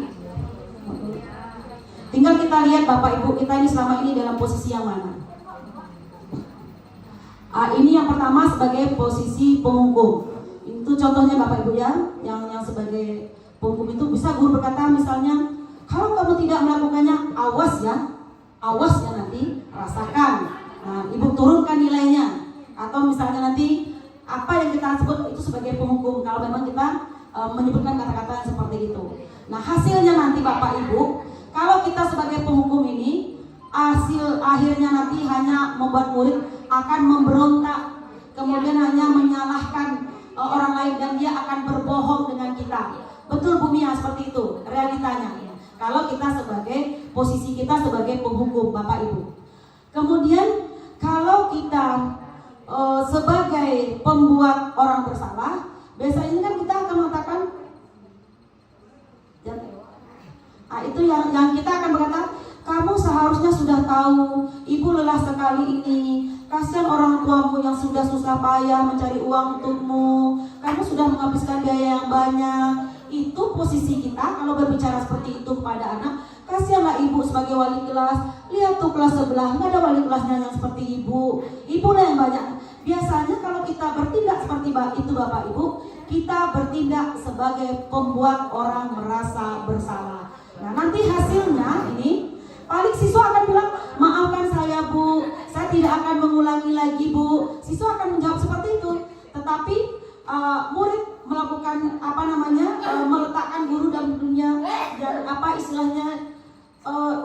dia tidak sepenuhnya akan merubah perbuatan itu tadi. Kalau kita seperti itu tindakannya, berarti tinggal kita lihat apakah selama ini kita penghukum atau membuat rasa bersalah.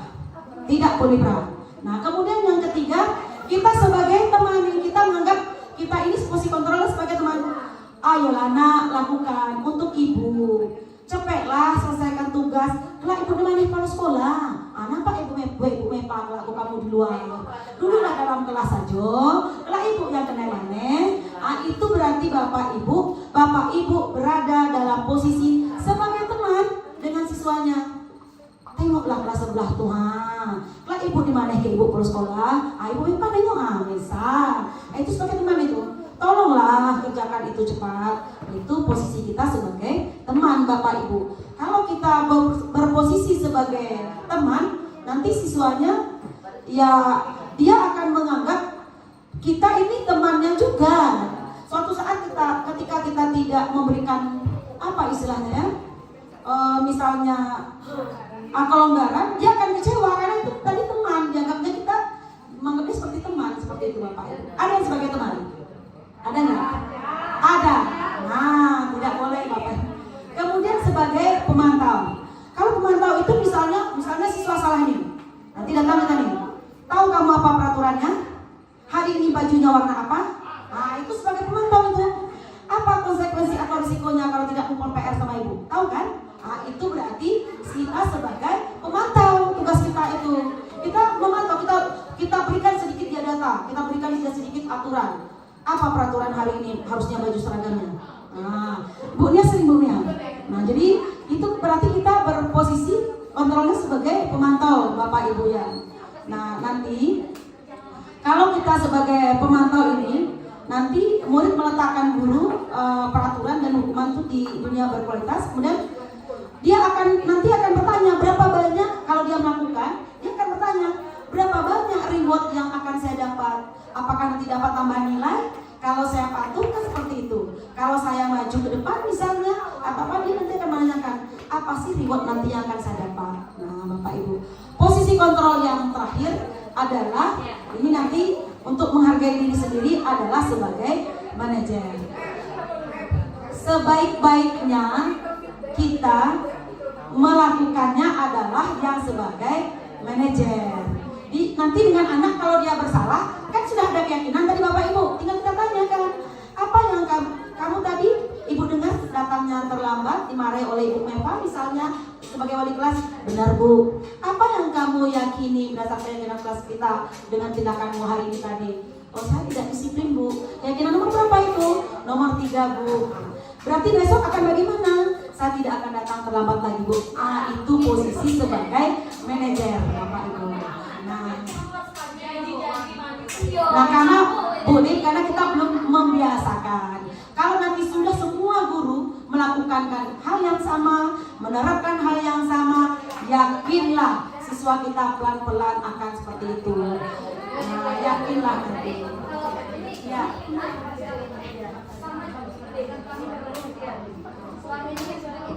Bapak Ibu, kita dengarkan Bu Karolin.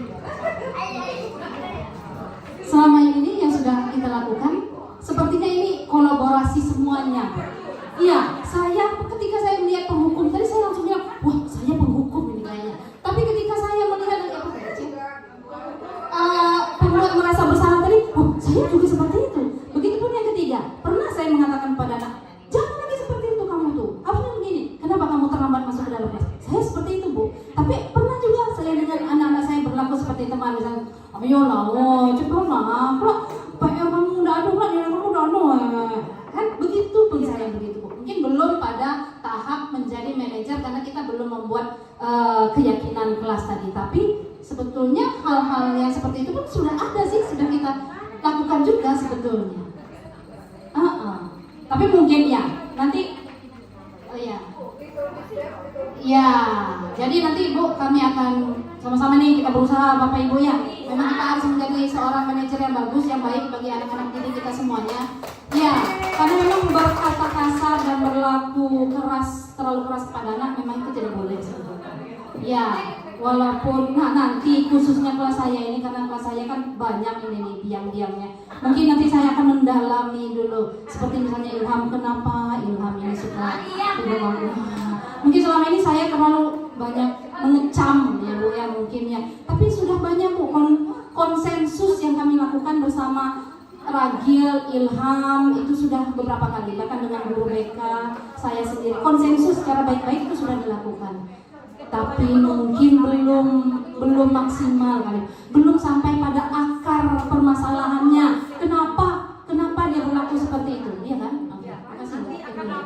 Ini lanjutannya luar biasa sekali semangatnya. Alhamdulillah Bapak Ibu, semoga nanti apa yang kita lakukan hari ini nanti benar-benar kita praktekkan.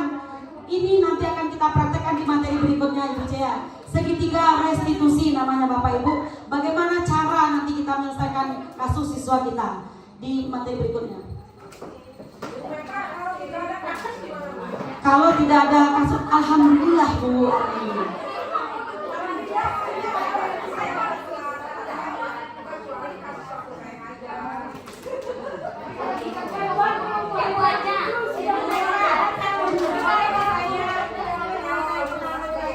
Boleh. Iya, boleh. Silakan Bu Sis. Bapak Ibu, jadi kemarin saya mau masuk ke kelas E5. Sudah itu, saya jalan di lapangan. Anak E5 itu duduk di tempat kita nulis, di papan tulis itu, di bangku-bangkunya itu yang buat kita berdiri. Pas saya di tengah posisinya lapangan, karena memang prosesnya lagi PBM, jadi agak sepi kan suasana gitu. Jadi anak ini lari ke tempat duduknya. Salah satu siswa saya mendengar dia bercarut. Saya dengar jelas pas di lapangan itu, anak ini bercarut. Terus terang ya, secara kemanusiaan saya emosi pas mau masuk ke pintu itu. Jadi sampai mau di pintu itu saya tahan, saya tetap istighfar, astagfirullahaladzim, jangan sampai terpancing. Pas sampai kelas, bersedia, salam.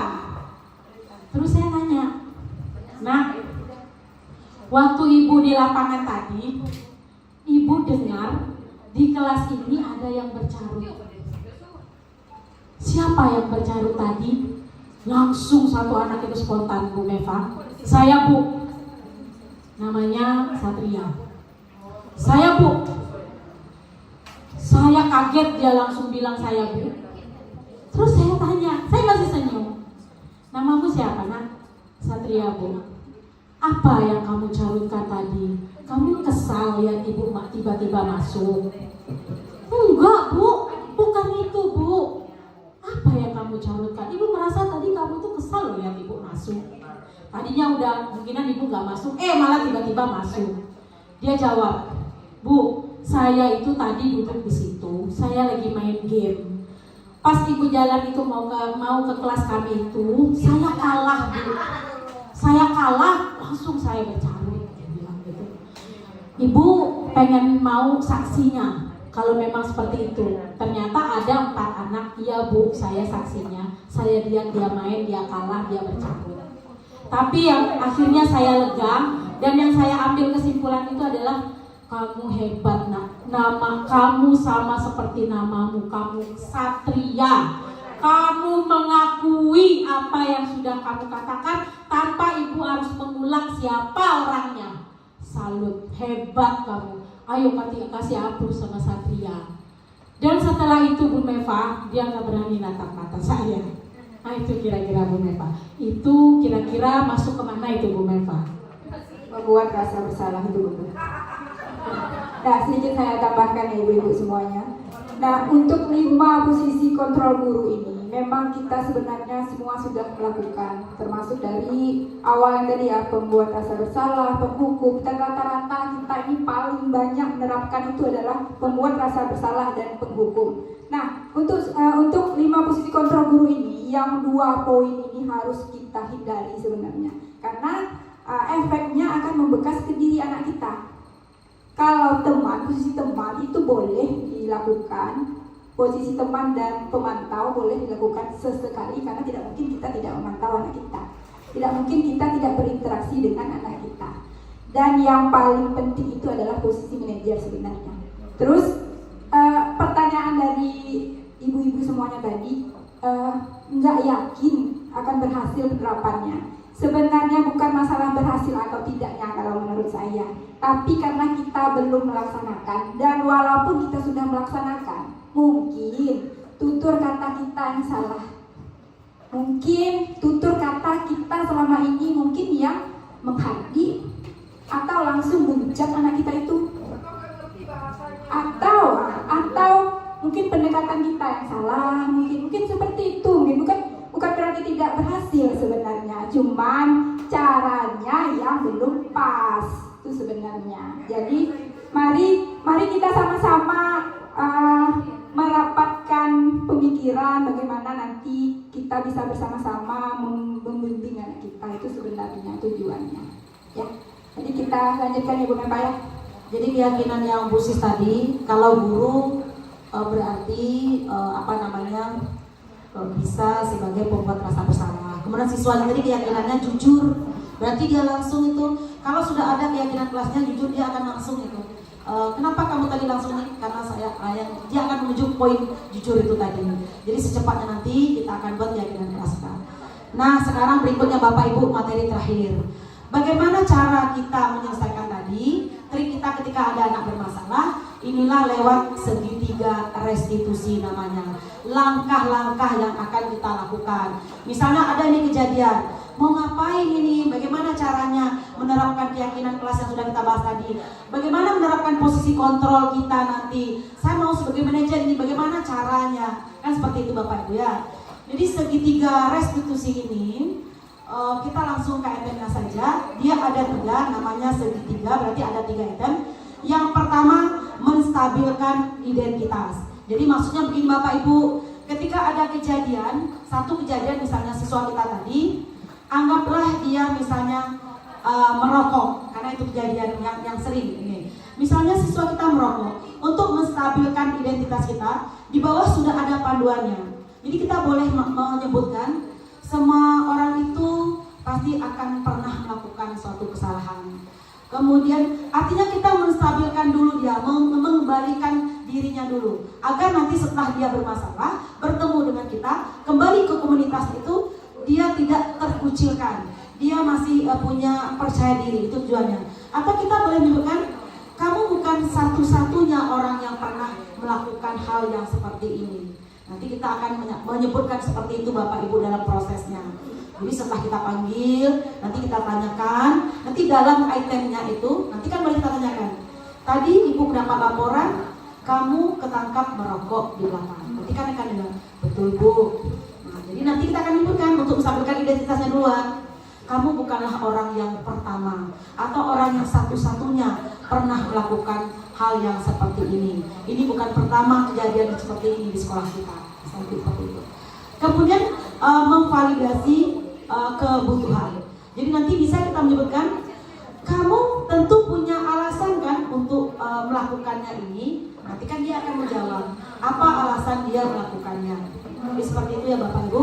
Atau adakah cara yang lebih efektif untuk mendapatkannya? Misalnya dia datang terlambat. Kamu melakukan ini, kamu datang terlambat ini, pasti ada alasannya kan? Atau kamu merokok tadi, pasti ada alasannya kan? Nanti dia akan menjawab itu. Bisa jadi kalau merokok, misalnya sudah kecanduan Bu, sudah tidak tahan kalau sudah jam segini belum merokok Bu. Kalau datang terlambat, mungkin dia akan bilang bantu orang tua dulu Bu, ban motor saya pecah Bu, menunggu teman dulu Bu, tidak ada kendaraan. Biasanya kan seperti itu Bapak Ibu. Kemudian yang terakhir yang kita akan lakukan nanti, yang itu menanyakan keyakinan. Jadi setelah nanti kita memvalidasi, baru kita menanyakan keyakinan. Jadi nanti seperti ini dalam pertanyaannya, kamu tadi misalnya sudah melakukan, apakah kita akan istilahnya menanyakan pada dia keyakinan yang mana yang kira-kira kamu langgar kalau kamu tadi buat seperti ini. Nanti kan dia akan menunjuk misalnya disiplin, yang akan keyakinan yang akan dia lakukan seperti itu. Kemudian nanti nilai-nilai apa yang telah kita sepakati. Jadi kita tadi sudah sepakat bahwa kita harus disiplin, kita harus bertanggung jawab. Yang mana yang cocok sesuai dengan tindakan yang dilakukan oleh siswa kita. Seperti itu Bapak Ibu. Nah nanti ini Bapak Ibu untuk menstabilkan identitas itu bisa saja nanti berbuat salah itu hal yang manusiawi, bisa kita katakan seperti itu untuk menstabilkan identitasnya. Boleh juga ditanyakan, kalau kamu menyalahkan dirimu sendiri terus-menerus, apakah kamu akan bersikap baik pada dirimu sendiri? Misalnya ketika dia berkelahi, nanti bisa kita sesuaikan dengan kejadian yang dialami oleh siswa kita. Lanjut Bu Ijen. Kemudian validasi kebutuhan itu bisa kita nanti nyatakan apa yang penting bagimu. Kamu pasti punya alasan mengapa melakukannya. Atau apakah kamu bisa melakukan dengan lebih baik besok lagi. Nanti bisa kita sampaikan seperti itu Bapak Ibu. Kemudian yang terakhir untuk segitiga restitusi ini menanyakan keyakinan. Jadi ketika dia merokok tadi kita tanyakan apa nilai yang kita percaya di kelas kita. Misalnya apa nanti disebutkannya. Kemudian boleh juga kita tanyakan kelas yang ideal itu seperti apa sih? Nah, sesuai dengan ini ya, ini mungkin tidak piket kelas kayak seperti ini. Kamu ingin jadi anak yang seperti apa? Atau apa yang kamu rasakan ketika kamu melakukan itu? Kamu akan menjadi orang yang seperti apa ketika merokok tadi? Jadi kita tidak membuat dia merasa bersalah, tapi kita menanyakan keyakinan yang mana yang ingin dia yakini. Seperti itu Bapak Ibu ya.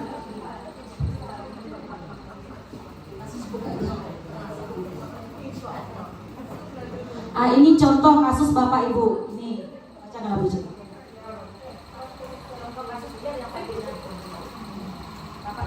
Ada contoh satu kasus. Ya, sebenarnya contoh kasusnya banyak, cuman kita bahas yang satu ini saja. Nih Sabrina hari ini bangun terlambat dan terburu-buru sampai ke sekolah. Dia pun akhirnya sampai ke gerbang sekolah, tapi baru menyadari kalau tidak menggunakan sepatu hitam. Nah, seperti tertera di peraturan sekolah. Di depan pintu kelas, Bapak Lukman memperhatikan sepatu Sabrina yang berwarna coklat. Sabrina berusaha menjelaskan bahwa dia terburu-buru dan salah menggunakan sepatu. Nah, ini contoh secara umum, dan sebenarnya kita, sekolah kita ini banyak kasus yang seperti ini. Nah, berdasarkan yang sudah dijelaskan oleh Ibu Meva tadi, gimana kira-kira kita menyelesaikan masalah Sabrina ini? Jadi ada 3 prosesnya tadi. Nah, gimana kira-kira? Nah, sekarang dari studi kasus Sabrina ini, posisi Bapak Lukman ini dia sebagai apa?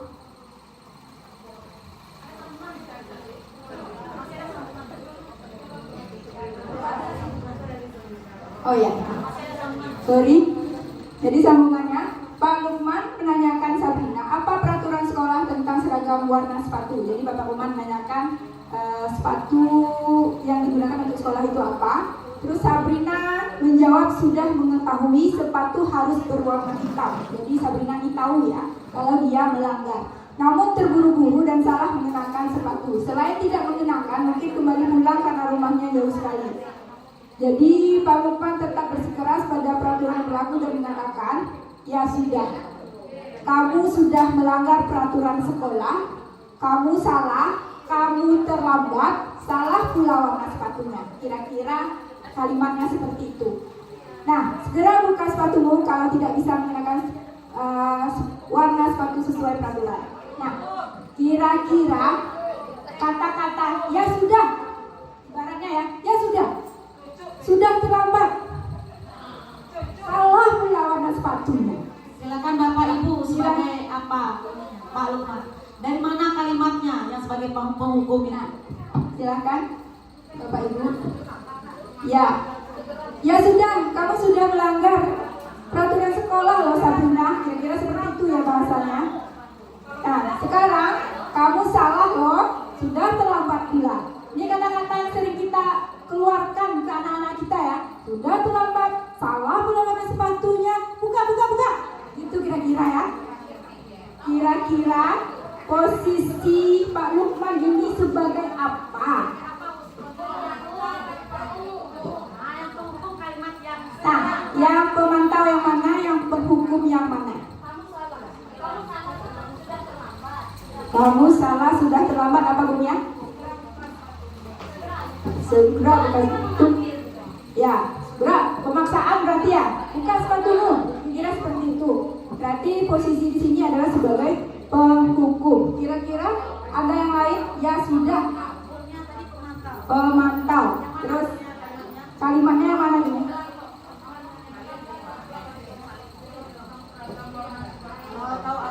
Ya, berarti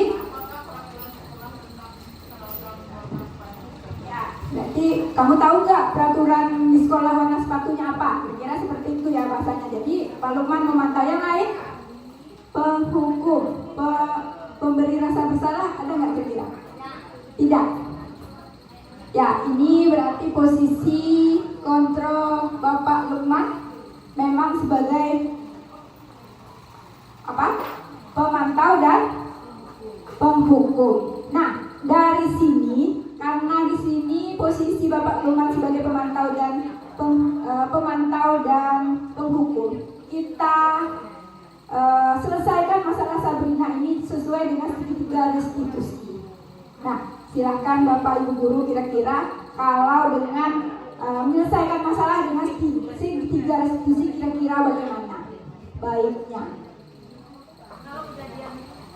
Untuk kejadian Sabrina ini tadi, kalau kita selesaikan dengan posisi control manager dengan segitiga restitusi, apa yang akan kita lakukan, kalimat apa yang akan kita sampaikan untuk menstabilkan identitas Sabrina ini tadi, Bapak Ibu? Apa kalimatnya yang pas kita ucapkan? Ya, berarti untuk validasi kebutuhannya ya. kan kita jangan diborong semua. Kita dari awal dulu. Kita ya, baik. Berarti Bapak Lukman menanyakan ke Sabrina ya. Sabrina, kenapa terlambat nak? Gitu ya. Ya, ibaratnya saya mau salah satu ibu-ibu mau mempraktekkan boleh? Ya, biar kita jelas. Ya, boleh. Bu Mia? Apa kalimatnya kira-kira? Jadi saya sebagai Sabrina ini sudah ini. Kita validasi kebutuhan dulu.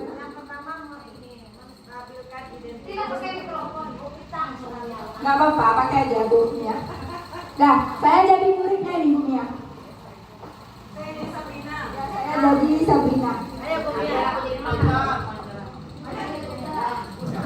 Assalamualaikum Bu Mia, saya ingin menyelesaikan masalah saya. Kan kita coba aja ini. Assalamualaikum. Salam. Ya.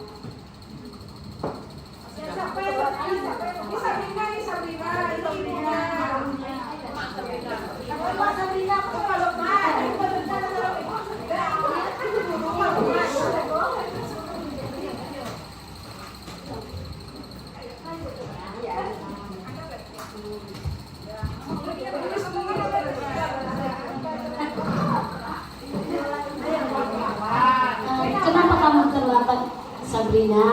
Saya terburu-buru tadi Bu. Kenapa kamu terburu-buru? Karena rumah saya jauh Bu. Bangun jam berapa tadi nak? Kenapa bisa terburu-buru?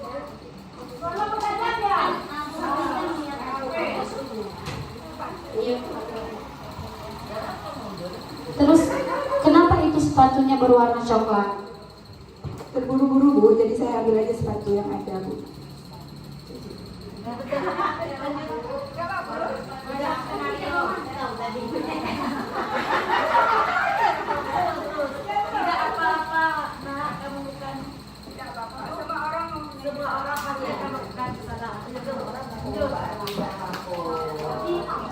Kita kan membahas tentang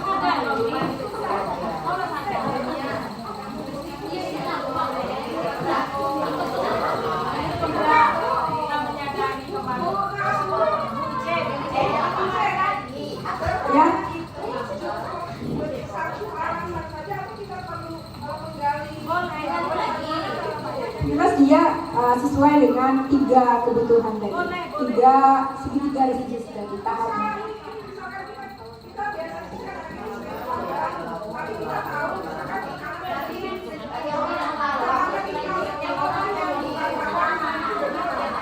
Tidak apa-apa sebenarnya buat ini, karena di sini kan kita sebenarnya memacu kesadaran siswa sebenarnya untuk ya, jadi kesalahan mereka itu bukan untuk dipersoalkan, tapi mencari solusi.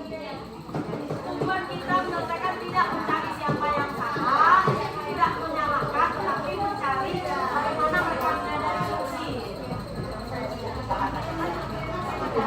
Boleh mencoba, Karolin boleh mencoba.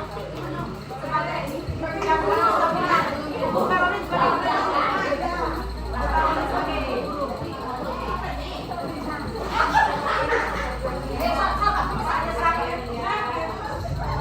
Boleh coba.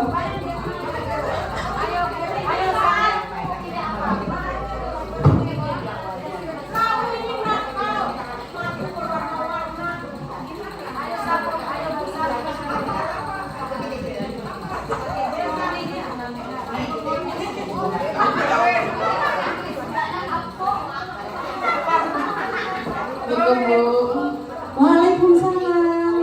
Yes. Ya Bu, saya terlambat Bu. Oh, kenapa kamu terlambat datang? Tadi terlambat bangun Bu. Kenapa bisa terlambat bangun? Semalam tidurnya lama Bu, belajar. Oh, karena belajar. Oke. Nggak apa-apa lah, namanya kita sekali-sekali karena melakukan kesalahan. Ya. Oke, tapi jangan diulang lagi. Ya Bu. Oke. Sabrina, Ya Bu. itu kenapa sepatunya warna coklat? Tadi karena terburu-buru Bu, jadi ngambil aja apa yang ada Bu. Oh,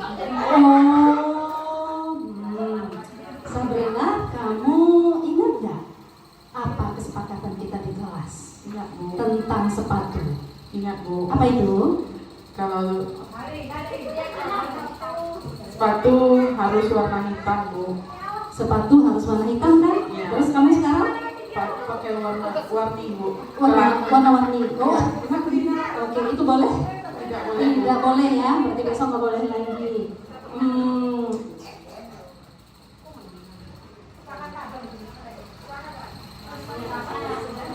Oke, kesepakatannya nanti kalau minggu depan atau besok kamu masih pakai sepatu coklat bagaimana? Saya siap. Saya akan mematuhi peraturan, Bu. Oh seperti itu, berarti hitam ya? Iya, pakai hitam, Bu. Ya, Mem harap nanti kamu tidak lagi salah memakai sepatu. Seandainya kamu terburu-buru maka besok tidak seperti itu lagi. Siapkan dari malam sepatu apa yang mau dipakai. PR dikerjakan, tidak boleh lagi terlambat. Sudah tahu rumah kamu jauh, jadi jam 5.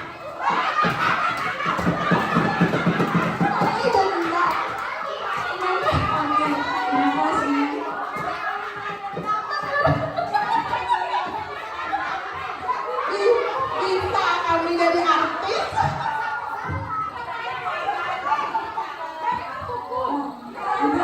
Sudah bagus sebenarnya Mem Caroline, cuman yang poin terakhirnya ujung-ujungnya marah lagi. Iya, yang terakhir itu yang perlu dihindari.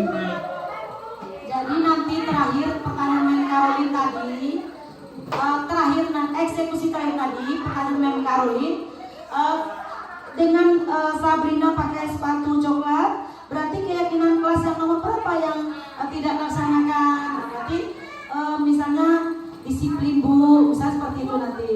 Maka berarti sudah tahu ya keyakinan yang tidak dilaksanakan adalah disiplin. Maka apa langkah selanjutnya Sabrina nanti? Baru nanti dia yang akan menjawab bahwa saya akan berusaha tidurnya lebih awal Bu, biar besoknya tidak terburu-buru. Jangan dimarahin lagi terakhir. Kembali sebagai pemarah. Iya, jadi seperti itu terakhirnya nanti kita tutup dengan seperti itu. Jadi kita menyelesaikan masalah kita, anak kita tadi nanti Bu Samsi dan kawan-kawan, karena itu yang di tim yang paling sering ya Bapak Ibu wali kelas. Tidak perlu berjam-jam, tidak perlu lama. Kita buat dia menyadari bahwa dia yang tahu, oh saya tidak sesuai dengan keyakinan nomor sekian. Tuntun dia untuk menuju, dia yang mengucapkan, berarti saya tidak disiplin hari ini. Iya, iya. Iya, betul. Iya, betul.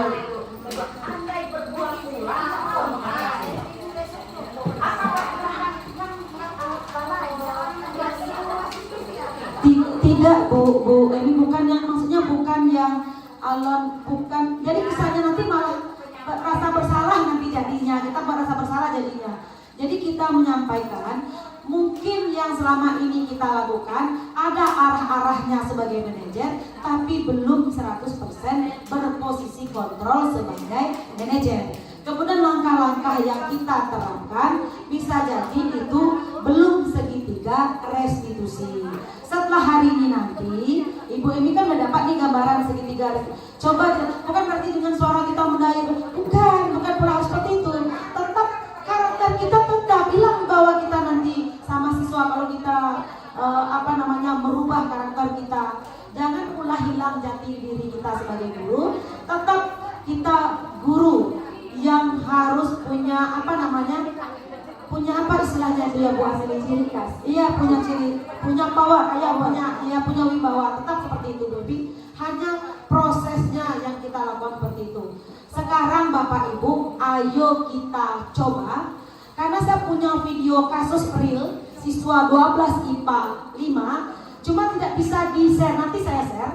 Yang saya lakukan ini tidak saya mengada-ada, tidak karena saya guru penggerak, tidak. Kebetulan ada kejadian kasus nyata di 12 IPA 5 ketika saya mengajar. Awalnya dulu saya juga belum tahu mendapat ilmu ini. Seminggu setelah kejadian baru saya dapat ilmu yang ini tadi. Saya panggil kembali anaknya, saya coba selesaikan ulang kejadian itu. Setelah itu saya refleksikan, saya minta dia menyampaikan pendapat. apa rasanya perasaanmu sekarang dibandingkan seminggu yang lalu tuh. Saya merasa waktu itu saya membuat rasa bersalah Bu Karoli, yang saya lakukan itu benar-benar seperti itu. Jadi Reza siswa kita itu ceritanya Bapak Ibu, saya mengajar 12.45 pagi, dia tidak ada pagi itu. Saya pikir dia tidak hadir hari itu, tidak masuk. Narendra itu tidak masuk. Jadi setelah setengah jam saya mengajar di 12 IPA 5, Pak Jumadi datang di depan kelas antara kelas Bu Samsi kelas sebelah dengan saya ya, Sabtu atau Pak Ampel sebelah saya. Sabtu, Bu Samsi di 12 IPA 5, Bu Samsi 12 IPS 1. Bukan Pak Ampel. Jadi Pak Satpam kita marah-marahin si Reza itu, kamu kumpulin, pokoknya dibentak-bentak Reza itu. Orang banyak nih olahraga siswa semuanya olahraga, sedang olahraga, banyak yang olahraga. Kemudian saya tidak tahu juga dia, kan nggak nampak dari luar Bapak Ibu seperti ini.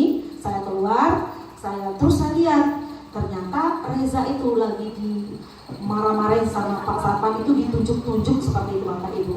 Karena tidak mungkin menyela saat itu, saya biarkan dulu kejadiannya itu. Setelah Pak Satpam itu agak mendekat ke arah Reza, saya kan agak maju juga, takut dia memukul orang itu. Karena kebetulan Reza ini berbohong. Dia mengaku, dia ini kan kucing-kucingan, karena sudah sering terlambat. Ketika Pak Satpamnya beranjak dari gerbang, dia masuk. Tapi Pak Satpamnya menuduh dia masuk lewat jalan yang lain. Tapi Reza bilang dengan saya, dia tetap masuk ke gerbang, hanya mengintai nunggu Pak Satpam beranjak. Yang kedua, dia berbohongnya itu, dia bilang kelasnya 12 IPA 4. Ketika saya tanya, kenapa Reza tadi berbohong menyebut kelasnya 12 IPA 4? Diajarkan teman kelas 12, ada dia menyebut nama siswa saat itu. Bu, katanya kalau terlambat, bohongin aja satpamnya, bilang kita kelas yang lain, katanya begitu. Jadi Pak Satpam datang ke kelas 12 IPA 4 cari si Reza, nggak ada. Ketika dia kembali dari cari kelas, dia itu ketemu dengan Pak Satpam, marah Pak Satpam itu, dibentak-bentak si Reza. Reza karena merasa dibentak juga di depan orang rame, pada kan udah olahraga, ada pas saya keluar terus kelas 11, terus anak kelas 12 IPA 5 juga lihat ke depan. Ya namanya mungkin dia malu, dia merasa seperti apa, cuman karena cepat saat itu. Dan waktu itu saya tidak tahu segitiga restitusi cara menyelesaikannya. Ya saya berikan nasihat-nasihat itu seperti rasa bersalah. Kalau tahu ibu tidak ada, maka kita harus seperti apa. Ya, begitu-gitu yang saya lakukan Bapak Ibu, karena tidak paham. Setelah pas ternyata dalam minggu itu materi ini, saya panggil Rezanya, saya lakukan segitiga restitusi, ada videonya, nanti saya kirim. Kemudian saya tanya, dia merasa puas, dia merasa ini, dan alhamdulillah sekarang saya masuk jam pagi di IPA 5, tidak pernah lagi dia terlambat. Dan saya cek juga, tidak pernah lagi Reza itu terlambat. Seminggu sebelum itu hampir 2 minggu ya benar, selalu pagi dia terlambat. Akhirnya dia, artinya ada perubahan Bapak Ibu, ada, dan contohnya juga ada, dan itu baru beberapa minggu yang lalu seperti itu kejadiannya. Artinya kita tidak usah pesimis, kita tinggal mengendalikan diri kita saja lagi. Yang selama ini penghukum dan pembuat rasa bersalah, pelan-pelan kita hindari. Mari kita beralih kepada pemantau, kemudian kepada manajer. Kalau bisa untuk teman ini, kita ini SMA, kalau bisa sebaiknya juga dihindari kalau perlu. Karena kita ini kan jenjangnya anak SMA, kecuali tadi anak SD, memang perlu kita agak seperti apa, seperti itu. Takutnya nanti persepsi mereka berbeda terhadap kita. Jadi begitu ya Bapak Ibu. Nanti saya coba dulu, karena saya ini kurang paham IT. Saya coba, katanya dikompres-kompres karena saya kurang paham. Nanti saya coba tanya yang paham. Saya share di grup penting. Itu saya hanya mencoba Bapak Ibu, mungkin tidak perfect, tidak sempurna, tapi alhamdulillah hasilnya ada. Jadi seperti itu ya Bapak Ibu. Untuk yang kelas 10 nanti kita coba-coba kita laksanakan. Begitu Bapak Ibu. Betul kata Bu Karoli tadi, ini ilmu yang kayaknya memang harus kita coba, harus kita laksanakan. Perubahan ini tidak bisa dari satu orang, tapi harus semua kita berubah. Perubahan ini tidak bisa dari orang lain, tapi mulailah dari diri kita sendiri. Seperti itu ya Bapak Ibu. Ya, mungkin saya tambahkan sedikit. masalah penerapan segitiga restitusi ini, saya pun pribadi sebenarnya walaupun sudah tahu ilmunya, pas penerapannya juga payah. Jadi sebenarnya kita sama-sama berusaha mencoba menerapkan seperti itu dengan tujuan akhir, dengan harapan sebenarnya supaya anak-anak kita itu menjadi anak-anak yang baik, berperilaku yang baik sebenarnya. Nah, cuman kalau alasannya dari awal memang sulit sebenarnya. Cuman itulah butuh kerja keras kita bersama, tidak bisa saya sendiri, tidak bisa Ibu Mepa, tapi kita semua sebenarnya. Mungkin itu saja.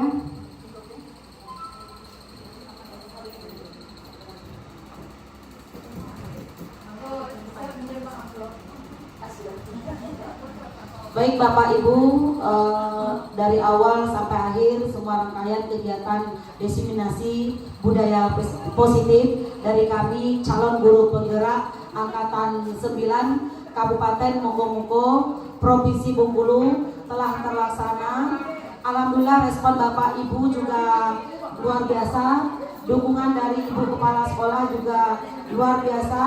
Harapan dari kita bersama, mari kita terapkan bersama ini, nanti bisa memberikan perubahan bagi sekolah kita yang tercinta ini, SMA Negeri 1 Monggo. Jadi apa kendala yang kita hadapi selama ini, pelan-pelan nanti bisa kita atasi. Sekali lagi terima kasih Bapak Ibu atas waktu dan kesempatan dan kehadirannya pada kegiatan diseminasi hari ini. Kami ucapkan billahi taufiq wal hidayah. Wassalamualaikum warahmatullahi wabarakatuh.